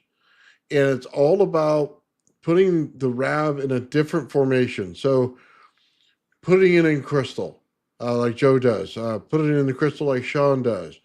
I make double RAVs, so I can make 2 RAVs bounce off of each other with the same cathode. So there's different things and different formations. Guys, I'll just pull this down real quick. Some of the lighting and stuff that goes on in what we do and how you see different experiments is absolutely just amazing looking. There's so many things that you see in there. Like, you literally, if you're religious, you'll see a bunch of religious symbolism Oh in yeah. all of this plasma Well, all you'll over see the it place. either way because it forms naturally. If you're religious, you'll understand the symbols. Yeah, It's there regardless. it's crazy. I mean, look, we created the RAV, double RAVs, like I said, for mine. Joe created it inside the crystal. So you get the prism inside the crystal that lights everything up. Sean did a bunch of stuff through lava rock, which is amazing. Um, yeah, there's just stuff everywhere on this next episode. It's probably going to be a little longer than the other 2, and it's going to be a little more expansive between Joe's portion and my portion. Um, but it's just going to be awesome to watch. It's like one thing after the other, all exciting stuff as soon as you see it. So I'm very excited for that, by the way, and I everybody else should be too, because I'm going to throw it out there. We're going to be presenting and discussing configurations of this that we've never shown before. So you're going to want to see that. I do want to point out though, what you saw in Sean's experiment earlier with when the whole entire sphere was lit up. Okay, and you saw the spots form, right? And they're in that same configuration. For anybody mentioning Ashton Forbes and that, then MH370 and all that stuff, well, look at the thermals from what he's saying, Gargan Stare, thermal imaging of those orbs. And what you're going to see is that there's a variant thermal signature of the orbs that is very, very similar, to what Sean is showing in that particular experiment. So going to have the zoning like that, was a little spotty and stuff, where those spots stay in place, but the whole entire rest of the thing is moving. So it's rotational in itself and orbiting, right? Rotational and orbiting, like one of those jobs. But the spots staying consistently placed. I got a video that actually shows the formation of plasma that came from Sean, and it'll show you how it builds on there and how the orbs will actually build out. It's insane. It's one of Sean's best videos ever. Hey, Crypto, real quick, what were you showing there, buddy? What do you got going on? All right, so I'm just showing some of what I've been finding in the Tesla Tech archives, as well as all of the extraordinary technology, science, and technology magazines that Steve has. And this is the Tesla Tech archives. And you're going to be at Tesla Tech. We're all going to be presenting at Tesla Tech this year. And we've got a heck of a tentative lineup. Even Terrence Howard is giving the thumbs up that he's going to be returning. So hopefully that maintains to be the case. We got as well Parker Edmondson. I've been able to contact him and get him on board. And he's the young fellow from Texas who was able to wirelessly power light bulbs in Chicago from his Tesla transmitter. And that, yeah, there's just so much going on. So everyone out there, another shameless plug. If you want to attend Tesla Tech 2026 in Albuquerque, August 12th to 16th, right now you can go to teslatech.info. That's www.teslatech.info. And if you purchase your tickets, they're currently 40% off. So 40% off to attend Tesla Tech right now. Heck of a good deal. So that's my shameless plug. And we're getting into things like single auto conversion plans for the geeks and T-field energy research and electric spacecraft and Tesla's engine, a new dimension for power, Brown's gas, book 1 and 2, and yeah, there's all sorts of insane patents, books, suppressed technology in the Tesla Tech archives, and it's all compiled in Steve's magazines that are also for sale and on sale. I believe at 40% off and some bonuses given away on teslatech.info. Anyone interested in buying their own? Thank you. Right on, brother. That's awesome, man. It's going to be awesome to see everybody there, talk with everybody, and the conversations had there. Going to be off the charts, man. Oh yeah, it's next level. The amount of amazing people there, and that Bob Greenier's also going to be there. I've been talking to him; he's coming back. So like the evening socials are the absolute best part of Tesla Tech because it's all of us, all the different inventors, the different presenters, and the different tradespeople and the community, all just having discussions and figuring out our own designs and everyone else's, and it's the best possible time. Right on. All right, check this out. I'm going to give you guys a little bit. This is actually Joe right here. He has his anode. And Joe, why don't you describe the anode in this situation? This is Yep. So the anode is a ribbed copper nail. Okay, to a point that has it has a counterclockwise double helix coil wrapped around it.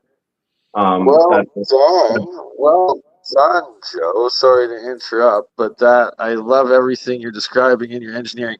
It's getting really choppy here, and I've used up a lot of my data, so I'm gonna be watching, but I'll hop back in at the very end or something and just let you guys do your thing and next level work, brothers. right on, Right, Crypto. Bernie, catch you later. Yeah, so this is one of the configurations that I like to run, and frankly, it's a very successful one.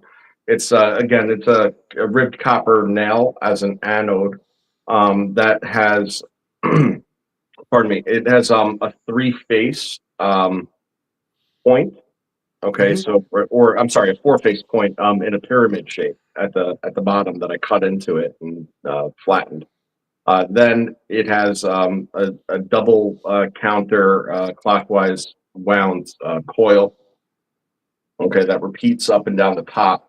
And that is actually what binds the live wire, to it. So the idea and principle there was to induce a small magnetic vector into the initial current. So you're giving it not not pure magnetism to the current, but you're giving it a bit of a spin bias.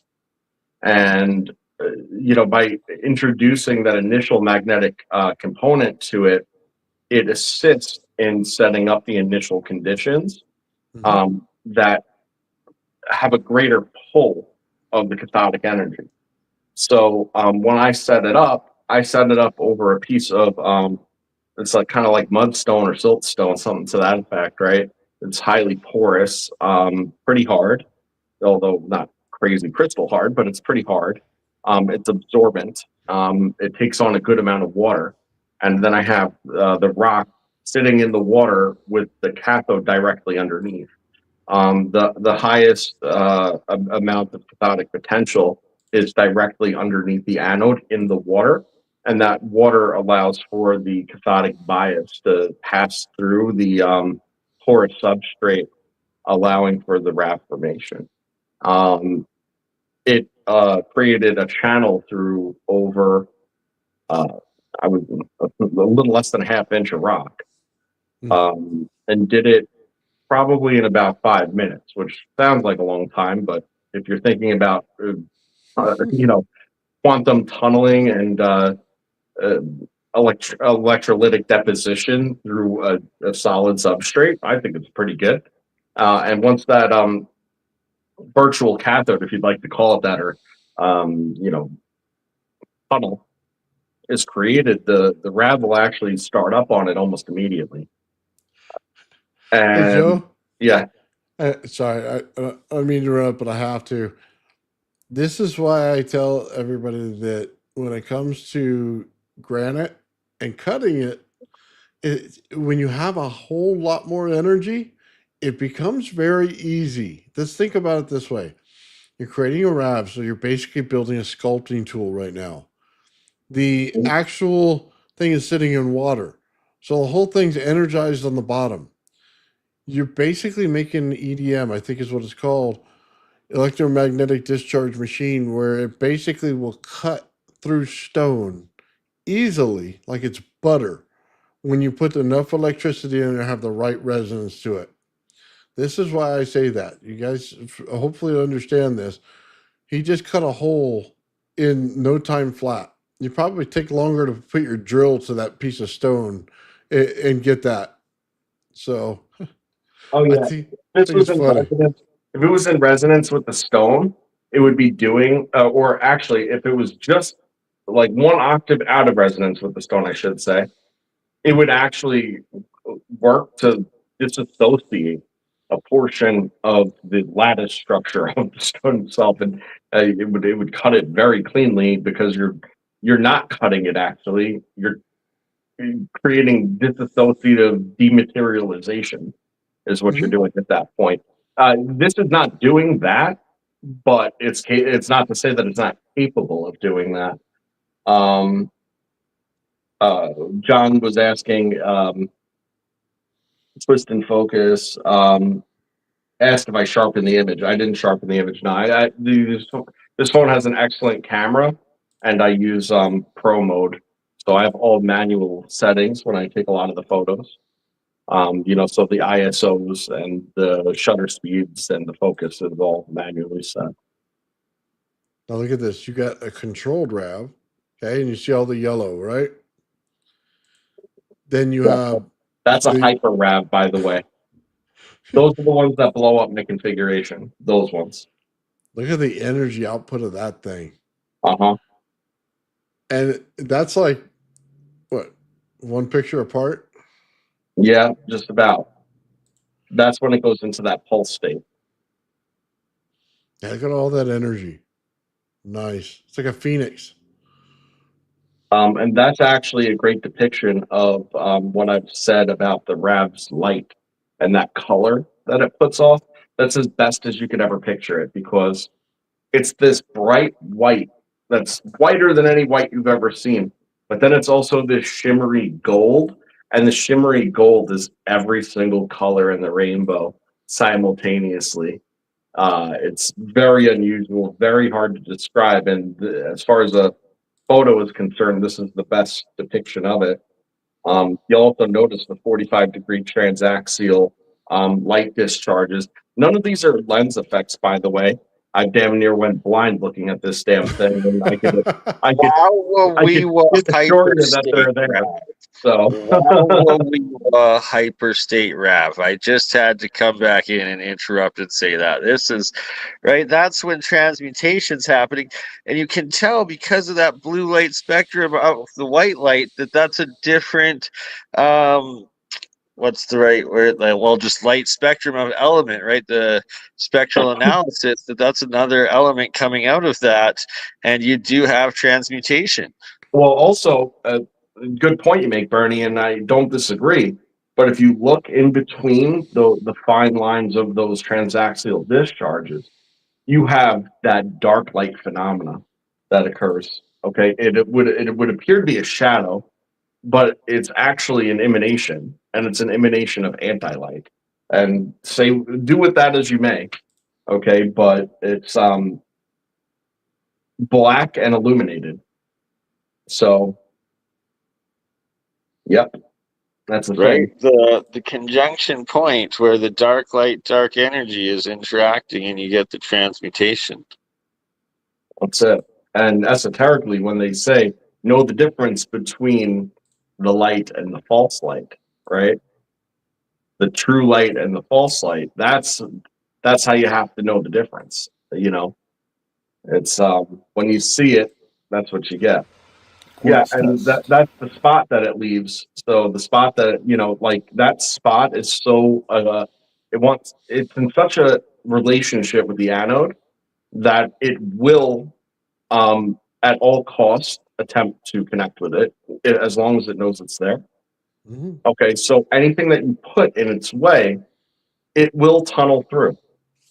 Okay, and that's the point of why I put the crystal mostly on top of it, but not entirely, because I wanted to make this initial connection phase.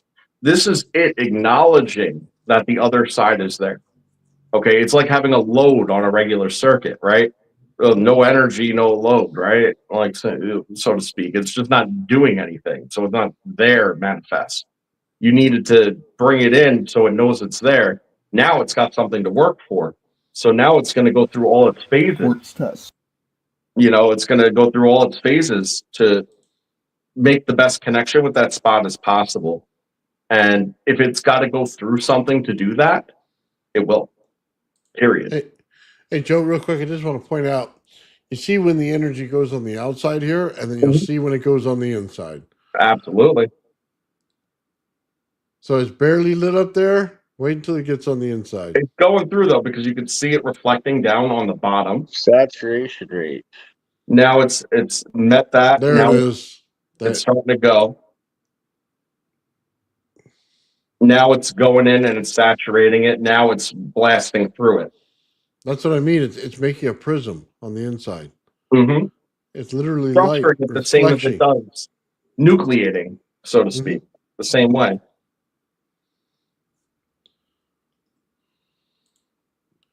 Sorry, I meant saturation threshold is what was achieved there. Yep, Look that's at that. exactly it. It's So it becomes non-insulative. But remember, it's a perfect insulator. yeah. It's until you find the point where it overwhelms it. Yeah.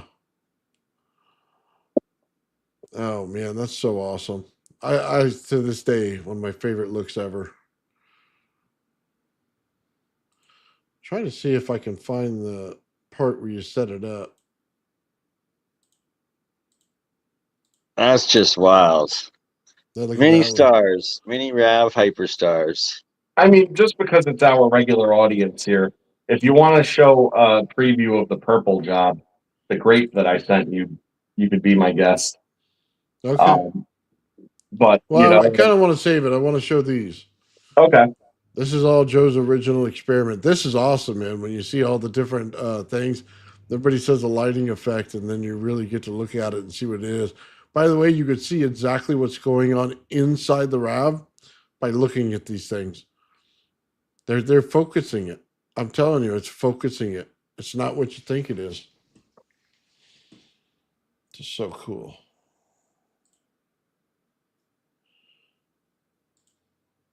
Look at that.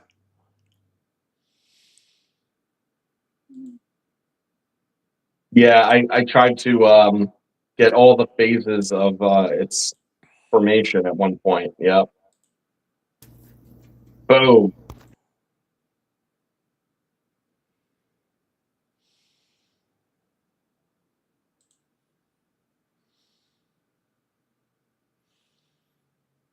Now these RAVs are teeny tiny, but don't be deceived. They're teeny tiny, but don't be deceived, because these teeny tiny ones are really, really powerful. They're really, really dense, and you can tell by the colors. Oh wow. Oh wow. And each time that color changes, that's mass spectrum. I can never say the word, but a different element that you're seeing with the different colors of light coming out. Ooh, look at Um, that. um, Well, hold yeah. on, it sucked it right back in. Hold on. Uh-huh. I love that. It said, "Hello, I'm here." You don't hear. He pulled a, you Other know, one. scorpion. Boom! Sucked it right back in. Right? Look at that.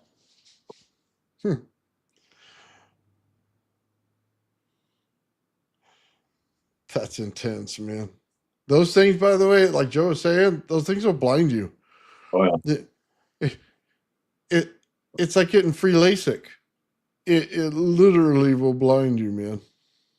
So now the crazy thing is, and mind you, I've had a lot of experience welding stuff, so it's not like stuff like this is foreign to me. I've flashed myself with every kind of welder there is, arc welders, TIG welders, MIG welders, doesn't matter. It's a whole entire different thing. Because this is in a state of compression, it tricks you into thinking you can look at Oh, hold it. on. So Here we go. you Nathan's look at shameless it, but then plug. you realize how bright it really is.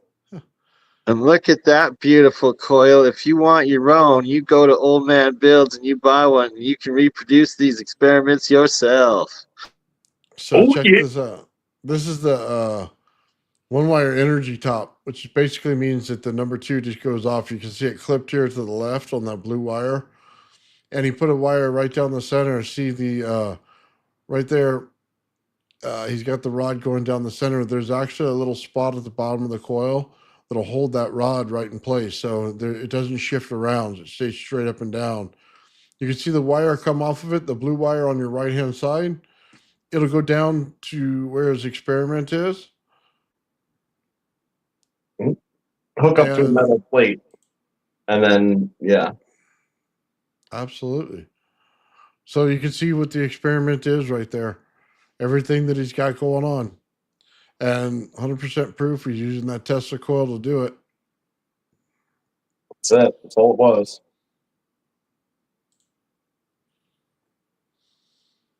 And I built myself like little rigs and stupid things of shrink tubing and all sorts of nonsense.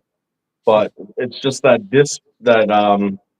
breakout wire at the top that's acting as the anode. That's where your hot energy is coming out of at the highest voltage anyway.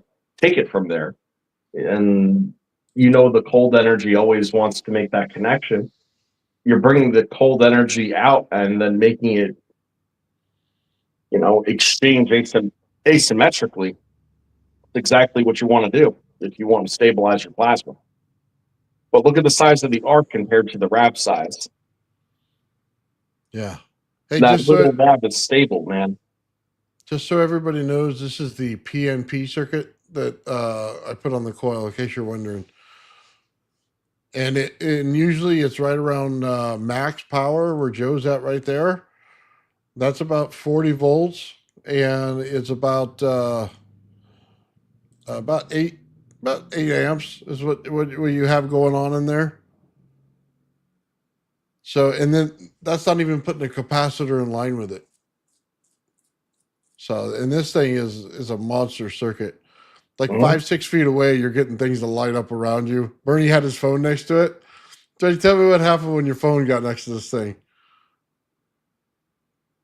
He probably went to sleep. Yeah, looks like it.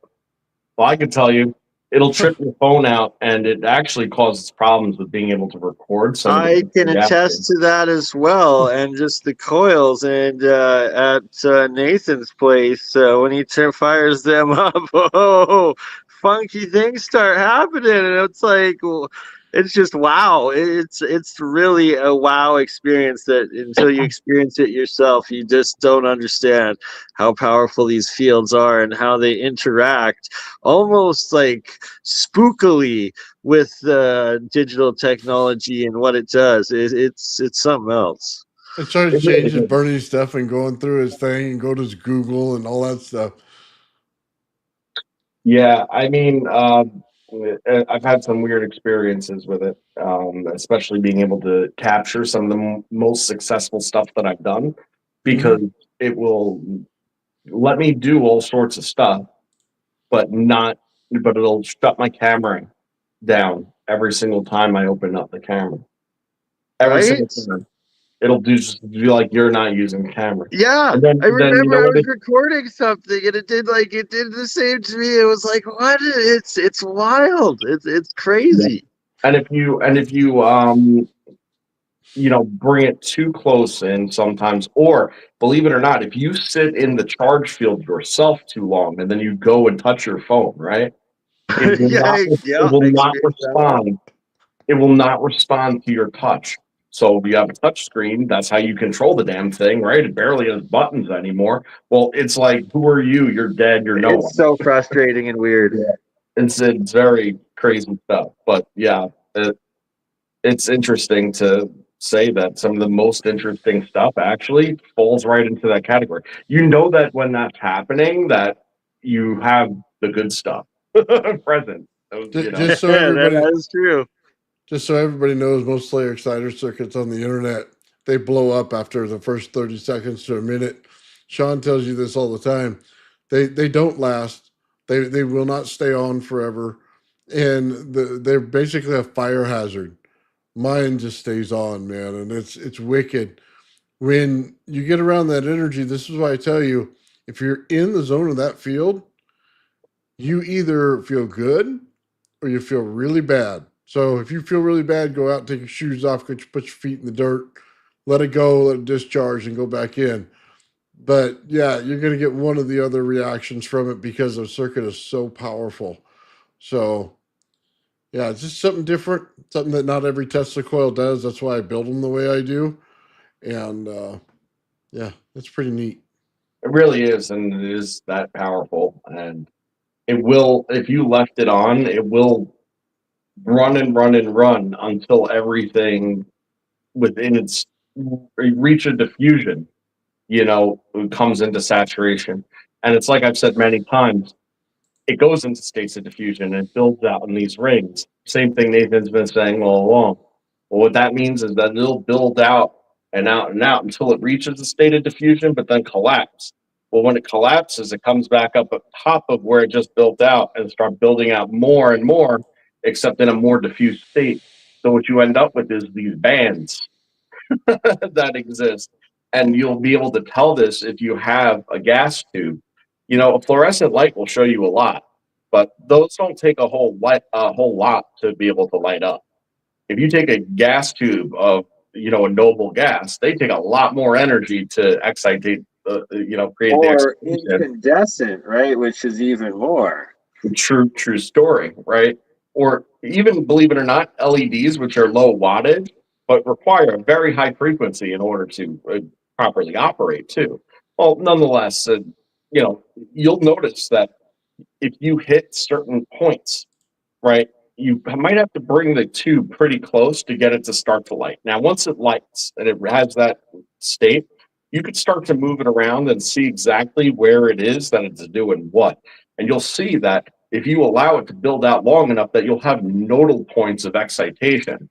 So you'll actually just be like swooping it around at the same distance and then realize that all of a sudden it's twice as bright as it was left or right of it at the same distance away. Well, why is that?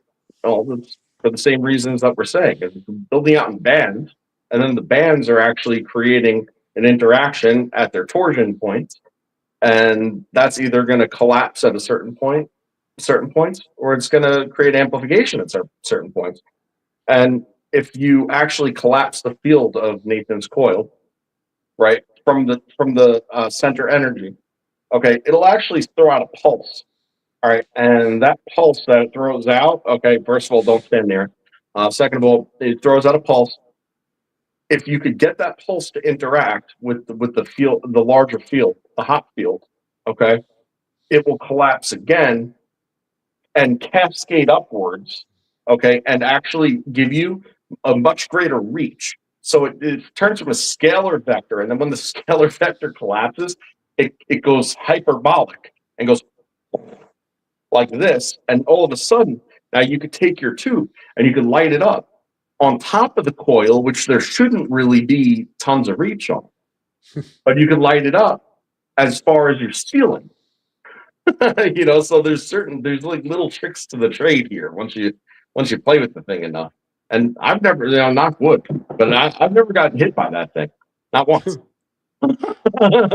So, I've created several EMPs out of this thing. EMPs are different. Bad resonances, EMPs, oversaturation of Hey now, those are the unharmonic. ones that start Fine, getting the but black never got hit. vans and helicopters appearing outside.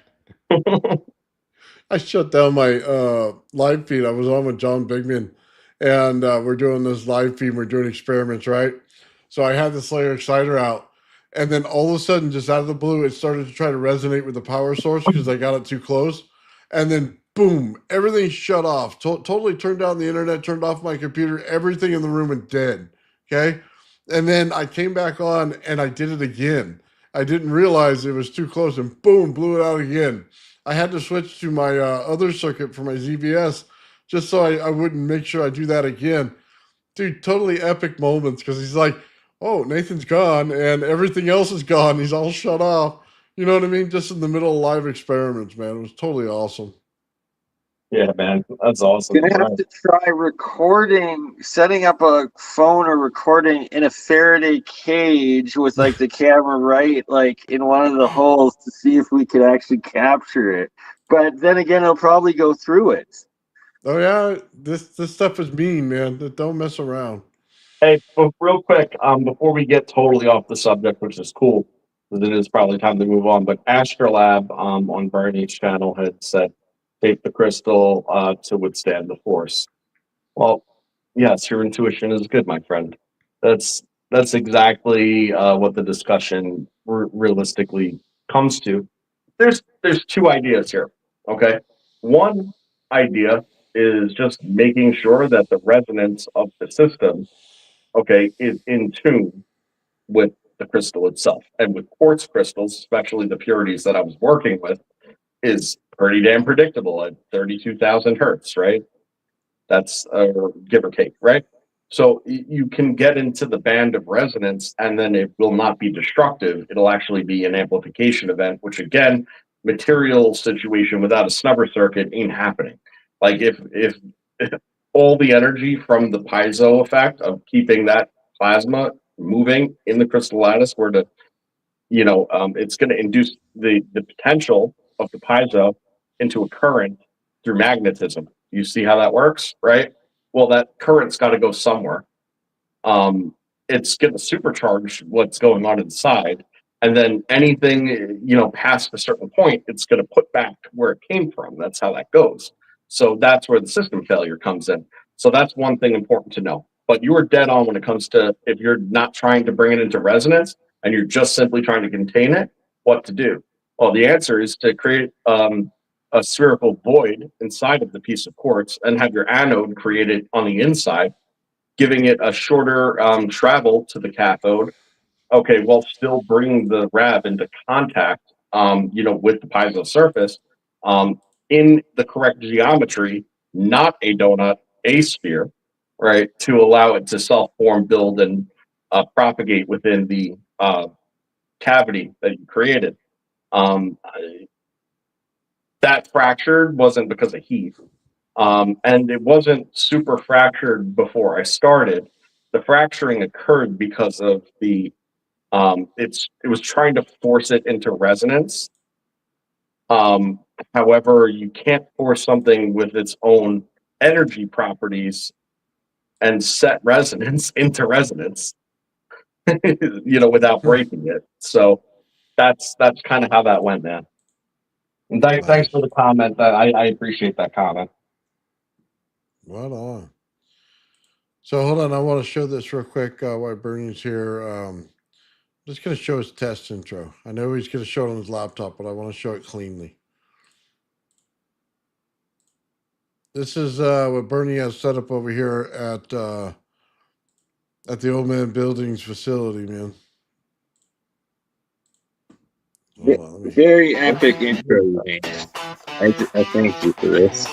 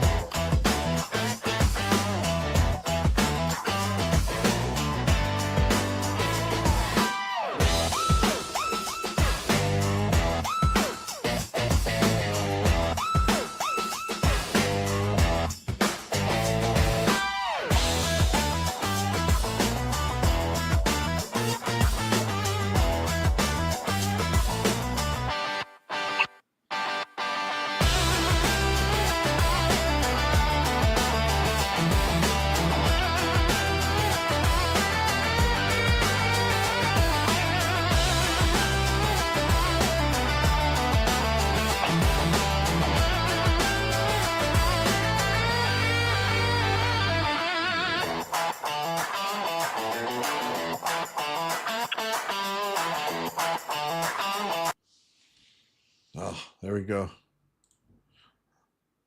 Totally love it. awesome. I thank you. Yeah, you're welcome, man. Yeah, that was pretty awesome, man. By the way, Bernie, I found the coolest thing online. Check this out. There's a 4 foot by 2 foot light.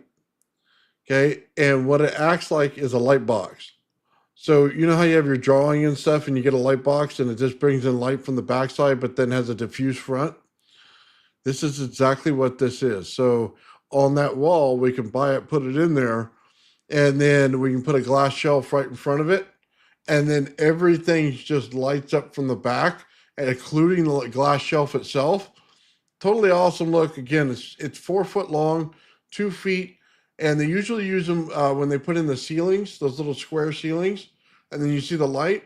It's all LED back, so it comes out as a perfect light, and you can change the color of it. So it'd be a warm light, a regular white light, you know what I mean, stuff like that. It'll change. It'll allow you to dim it. It's the coolest thing, man. And they give you 2 of them for $100 on Amazon. So it was Amazing. just it's gonna be epic, man. I've been looking for glass shelves and everything so we could put it I on there can't because wait to get back there. those little bottles are gonna look awesome.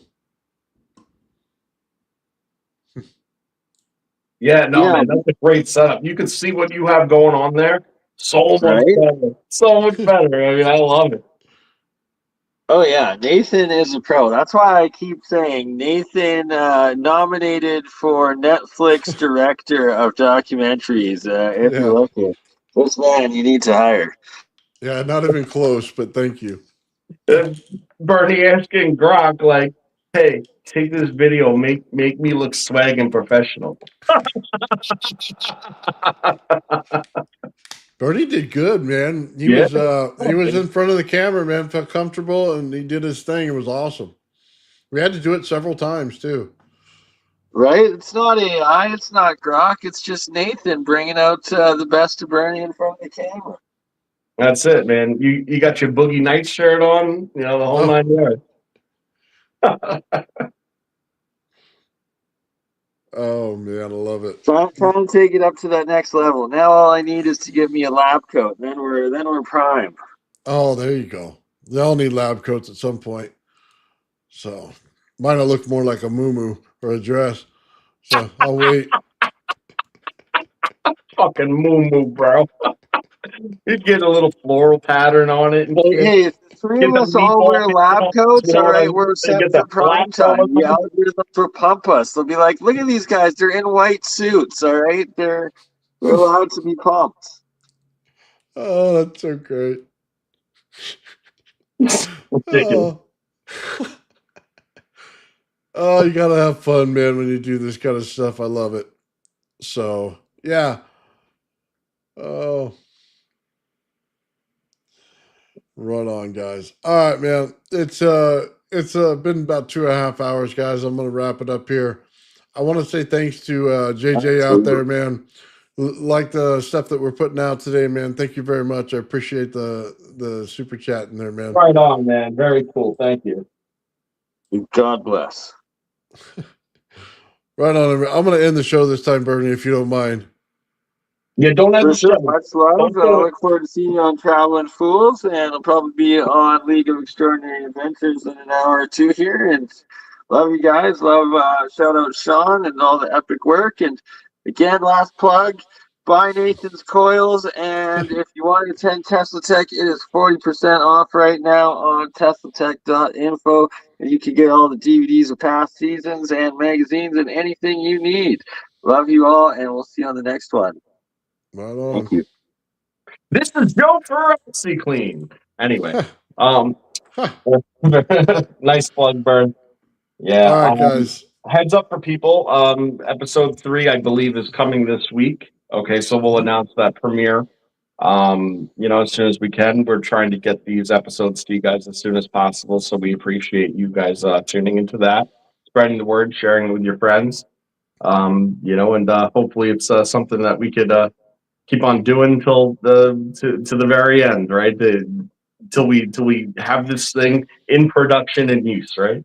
Yeah, well, shout out Sean Calderon, man. He makes all this happen for us. We're just Right on. we're following what he does, man. And that's pretty epic in itself. So I'm pretty happy with it. And like Joe said, third one comes out. Joe and I get to play our hand in there a little bit, show our stuff. And then after that, man, comes the light episode, which is gonna be just epic, dude. I'm so pumped for that one too. It's Oh, yeah. gonna be the fourth episode in the series. And guys, we're gonna be doing this for quite a while. So we're gonna try and get them out every week if we can. And then put them out on Mondays, and we'll do that. We'll start premiering on Mondays. So anyway, with that said, man, I want to thank everybody for watching. Chat, you've been awesome today, man. Shout out Crypto and Joe taking care of me over here, man. Being awesome on the show. And then I'll see you guys out on Traveling Fools later tonight. And then also Mike Faraday and Faraday Research Channel, they're doing their show. So I should pop in over there in just a little bit. Okay. Sounds about right. And I hope everybody has a good weekend. Peace and love. Right on. The old man will. The old man will. The old man will. The old man builds. The old man builds is broken in the head. People not seeing reality has put them in the red. Where conscious and spirituality been stricken from the norm and replaced with the ignorance of basic magnetic form. The geometry of God keeps running through his head. That's what makes old man builds broken in the head. The old man builds. The old man builds. Spheres of destiny are spinning in his mind, making him travel back and forth in time, battling the establishment for just a little recognition. Has him forcing the world to understand his premonition. That world will have all the technology in the end, even if it means his life will fail to extend. The old man builds. The old man builds. The old man builds. The old man builds. Fears of destiny are spinning in his mind, making him travel back and forth in time, battling the establishment for just a little recognition. Has him forcing the world to understand his premonition. That world will have all the technology in the end, even if it means his life will fail to extend. The old man builds. The old man builds. The old man builds. The old man builds.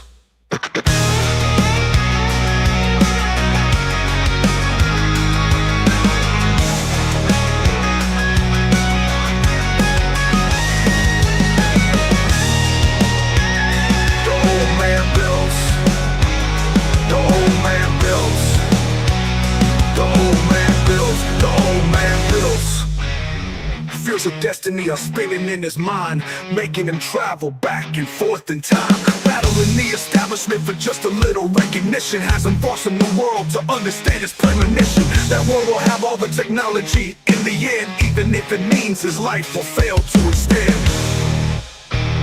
The old man builds.